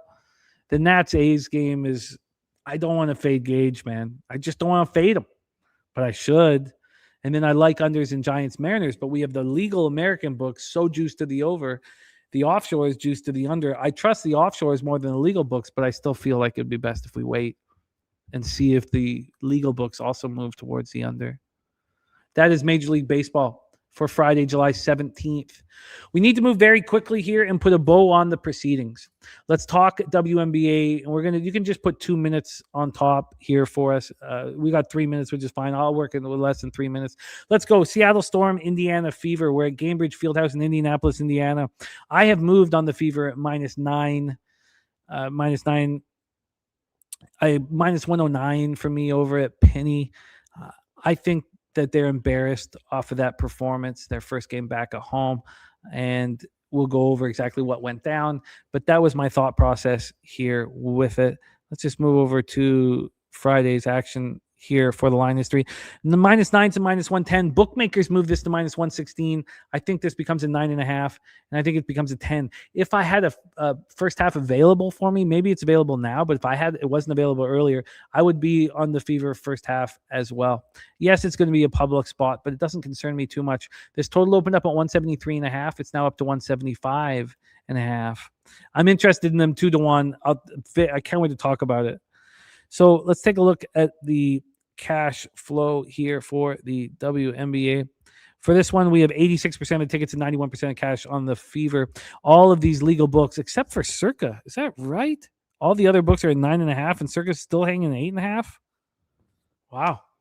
Well, I guess we hope that moves. If that doesn't move at Circa, there could be some real issues.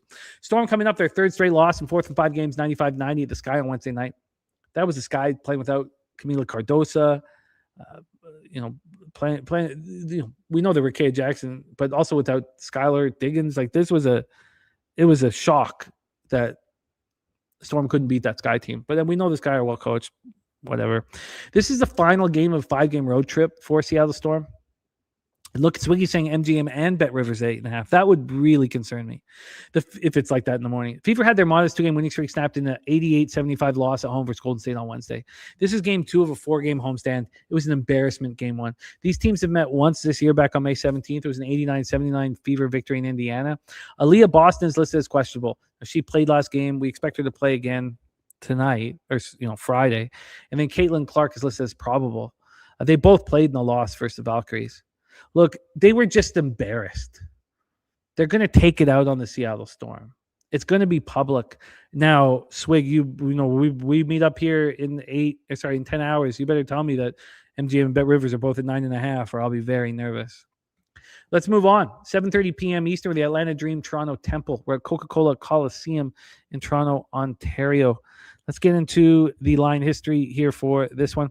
We have a total that opened up at 181.5. It's now a 183, a flat 183. And on the side, this is sitting here at 7.5. There's been 5 cents of movement towards the Atlanta Dream. Cash flow wise for this spot, we have 88% of tickets on Toronto and 84% of the cash, 93% of tickets on the over, 89% cash on that over. Atlanta comes in off their second win in 3 games, 101-92 at home on Monday.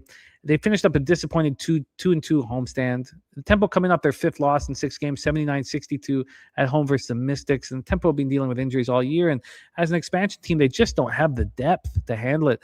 The Brittany Sykes injury hurt them badly, and she's back practicing, but her return hasn't been announced yet. Kiki Rice has also been out with an ankle sprain. It's unclear when she will return. This is game 8 of a monster 9-game homestand. It's a spot where I really like the idea of backing a team on the second to last game of a long homestand. Atlanta's beaten the Tempo in both games this year. They beat them 102-77 in Toronto on June 14th. And when they played again on June 22nd, Toronto covered. I thought Toronto was going to come out angry, and that Atlanta could overlook them. But Atlanta had like a 30-6 lead in the first quarter, and Toronto came back against them. It's also possible that center Brianna Jones will make her long-awaited season debut in this one for the Dream. She's listed as questionable. She won't play very much if she plays, and if she does play, I kind of want to fade the Dream, but the Dream, when they want to, can annihilate the Tempo. But the Tempo were just embarrassed. I could get to the Tempo, honestly. I could get there. Let's wait and see what the line does tomorrow. I could get there. Let's talk about the Sparks Sky, Wintrust Arena, Chicago, Illinois. We already heard Dewan say Sparks is my only interest. Listen to this. I had the Sparks queued up, and I didn't send it in. I got cold feet. Sparks, well, let's get in the line history first. Line history here, we have the Sparks opening up at +1.5, -110. Now it's +1 at most books. The +1.5 is -120, so a 10-cent move towards the Sparks. From a total standpoint here, we have a 183.5, now 185.5, so 2-point move towards the over. Sparks have opened this 4-game trip with a 101-92 loss at Atlanta on Monday before falling 96-87 at Minnesota on Wednesday. Kelsey Plum remains out of the lineup with a lower left leg injury. Sky snapped their 2-game losing streak with a 95-90 win at home over the Storm on Wednesday. They won despite missing both guard Skylar Diggins, who's out of the lineup with a right knee injury, and center Camila Cardoso, who missed her first game of the year with a knee injury. Diggins will remain out, but Cardoso could return here. This is a final game of their mini 2-game homestand. These teams last met last week in a 102-87 Sparks victory at Chicago. I had the Sparks queued up. I thought, facing Atlanta and then facing Minnesota, that this would be an easier test. But look at the Sky, their win over Seattle. They're just a well-coached team that seems to get the most out of their lineup. And of course, that victory the Sparks just had at Chicago, why wouldn't this guy be able to bounce back? I'm not against my initial feeling on the Sparks, but I'm going to hold off at this point. Let's talk about the final spot on the WNBA board, 10 p.m. Eastern. Connecticut Suns 6-18, 2-8 on the road. The Phoenix Mercury 8-17, 3-8 at home. We're at Mortgage Matchup Center in Phoenix, Arizona. This one total has not moved. 163.5, still at 163.5. And from a point spread perspective here, we've had a half-point move towards the Connecticut Sun, +5.5 to a +5. The Connecticut Suns snapped their 2-game losing streak in a 90-87 win at home over the Portland Fire on Tuesday. Anissa Morrow has been out of the lineup since July 2nd. She's listed as doubtful to return here. Sanaya Rivers has missed last 2 games with an ankle injury. She's listed as probable to return here. Dewan says Seattle's missing 2 key players. It might just be Sparks first half. I feel you, Dewan. I'm going to need more time with the spot. Mercury coming off their 4th straight loss, 104-100 at Minnesota on Monday. It was a much improved effort after that horrific 106-58 loss at Las Vegas on Saturday. Thank you, UNLV 94, my man. Natasha Mack remains out of the lineup for the Mercury. This is the first meeting between these 2 teams. I'm just not sold on the Mercury at all. And the Connecticut Sun are playing hard. They're playing tough. I'm just not sold on the Mercury. I know a lot of people. Look, I've told you guys I think there's going to be value backing them, but I want to back them as dogs. Here we have 92% of the tickets, 93% of cash on Connecticut, 89% of tickets, 87% cash on the over. It's been a full-point move towards Connecticut at DraftKings and FanDuel. I'm off of the spot. Let's talk about CFL. Again, we got to be brisk. We hopefully will be able to spend more time on this tomorrow. First, we have Lions Elks. We're at Commonwealth Stadium in Edmonton, Alberta. There's a lot of talk in the articles that you'll read about thunderstorms. The deeper I looked at it, it's going to be early, if at all. The second half won't have thunderstorms. Now, we'll see if that changes. 84 Fahrenheit, 8-mile-per-hour winds. The Lions come in off their bye week. They were last seen securing their first win of the season in a 36-24 triumph in Kelowna. I just moved on them plus 750 to win the Grey Cup. I did that today. Let's take a look at the line history here for this one. And a lot of people are going to expect the Elks to hit back after that loss, but the market is moving pretty severely towards these BC Lions. This line opened up +3 for the Lions. Now it's a +2. This line's been all over the place. You could have got a 3.5 at one point. Now we're down to a 2. So a very interesting move towards the BC Lions coming off their bye here. What up, Nordy? What up, Nordy, my man? So the Lions coming off their bye week. James Butler was spectacular in that game. 135 yards, 2 touchdowns, averaged 9 yards per carry. Also caught 3 passes for 27 yards. Fajardo threw for 395 yards, 3 touchdown passes, and they still lost. After the loss, the Elks hosted the Ottawa Redblacks, beat them very easily, 40-17. Justin Rankin scored 3 touchdowns, 150 yards from scrimmage. Fajardo threw for 340. The Elks had 555 yards of offense. Rankin's done whatever he's wanted this year, 7.66 yards per carry. He's gone for 100 yards in 4 of his 5 games. Where did he struggle? Against the BC Lions. The BC Lions have the top rushing defense in the CFL, which is a bit of a surprise for us. They're allowing just 4.3 yards per carry, just 59.8 yards per game, and they held Rankin to 19 yards. Now, I bet you Rankin bounces back. The Edmonton Elks played unders. The BC Lions played overs. The only under the Lions played for was against these Elks in Week 5.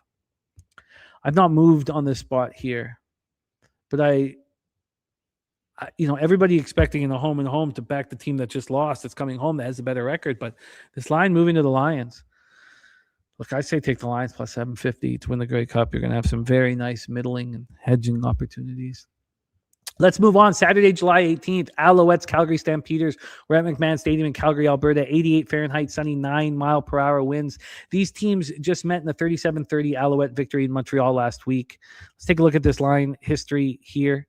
We have this one opened up as a pick'em, and now the Alouettes are -1.5. It's a pretty bold move towards the Alouettes. They did get up to -2, now -1.5.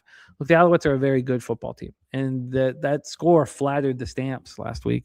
This total is now a 64, opened up at 62.5. You guys know what I think. I think that familiarity breeds contempt, that the defenses will figure out after playing these guys just last week how to slow them down. These teams are the most offensive teams in the CFL. They're averaging 72.8 combined points per game this season. That's an absurdly high number. The Stamps have allowed the second most passing yards per game in the league this year. Look, we know what Tyson Fulbot and Davis Alexander can do. They will hurt you through the air. But these quarterbacks have been too good. They've been too good. Look at Vernon Adams has thrown 14 touchdowns, 0 interceptions. Davis Alexander's not thrown an interception since week 7 of last season. Are they going to be more concerned and more cautious about throwing an interception? I bet you Davis Alexander will, because he has now thrown 304 consecutive passes without an interception. Darian Durant has the all-time record in the CFL at 323. I think this game goes under. I think it's a first half under and a full game under, and I will bet them. But I want to bet them at the right moment because it keeps climbing. Familiarity breeds contempt. The defenses will figure things out. I'm going to be on the first half under and the full game under. Let's talk about Argos Ticats. We are given a gift fading the Ticats. I picked up 4 units on this game. 4 units on this game last week in that 38-7 Saskatchewan victory in Saskatchewan. We thought that Trey Ford would give the Ticats a good backup quarterback. He's not. He's lost all confidence. He's a mess. Who are they going to go with? Dolagala? Daggy? It doesn't matter who they go with. They're not going to deliver. They've averaged 10 points per game over the last 2 games. And we have an Argos team coming off back-to-back losses. This is a rivalry game. These 2 teams don't like each other. The Argos lost 58-36 to Calgary, followed that up with a 30-21 loss when they visited Winnipeg last week. Chad Kelly leads the CFL with 1,804 passing yards. The Ticats are going to play conservative, tight ball. I'm on the first half under, the full game under. You can still get a 55.5. It's absurd. It's absurd. I got 56.5. I got the first half at 27.5. I took the Argos double result at -130, and I have the Argos -4.5, -115. We're cashing them all. Let's talk about the final spot on the board. Sunday, July 19th. Winnipeg Blue Bombers 3-2, 2-0 on the road at the Ottawa Redblacks, 0-5, 0-3 at home. We're at TD Field in Ottawa, Ontario. 73 Fahrenheit, sunny 6-mile-per-hour winds. Let's first touch on the line for our final spot on this show. We have this total opening up at 56.5. It's now 55.5. And then on the point spread, we've had a big move towards Winnipeg Blue Bombers.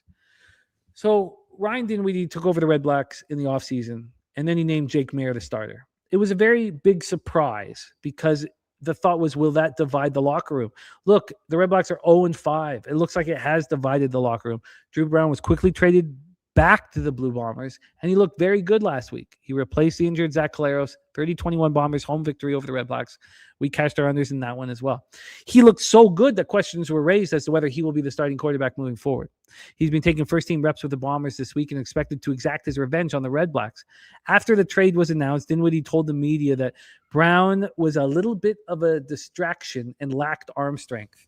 Well, that would make you think that Drew Brown is going to come with great revenge and vengeance. Jake Maier has been terrible for the Redblacks this season. 66.8% of his passes have completed. He has 1,372 yards, 7 touchdowns, 7 interceptions. Now, 4 of them were last week versus the Elks. Greg Bell's been terrible. Jake Maier's been terrible. But I find it difficult, very difficult to believe that Drew Brown's just going to exact his revenge. And it's as if that the Redblacks don't have something to say. Maybe the Redblacks should just be faded in every conceivable way. -3 now, -5 is a big move. Big move. Great to see you, 40 kid. Todd Clinton says looking strongly at the Owls team total over. I'm not. I'm going to go up against that market move and be on unders. Todd Clinton says Ottawa's offense is terrible. It is. But 5-point dogs at home now? I mean, these teams do not like each other because of this trade. You know that the Bombers are going to want to play their very best for Drew Brown. I'm still going to work on this one. But I've got 4 units on that football game in Hamilton, and I'm about to have 2 on unders in Calgary.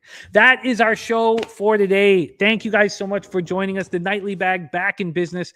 I will see you at 7 a.m. here in Los Angeles, 10 a.m. out east. And let's get the second half of the season off to a great start. Thank you guys so much for rocking with us. Todd Clinton, 40 Kid, Nordy, UNLV 94, Dewan Turrentine, The Godfather, Johnny Bender, Based Aussie, Raise Nation Academy, Sharpie. Great to see all you guys. Larry, Mavid, Big Drip James, Mel in Denver, Chris Lawrence, Rod Zawacki, Robert Cherry, Deacon Mike. Thank you guys so much for your support here. See you guys in the morning. Thank you to the producer, our guy Swiggy, on the 1s and 2s. And let's go get this money, man. Let's go get this money. Leche. Hey, los bookmakers.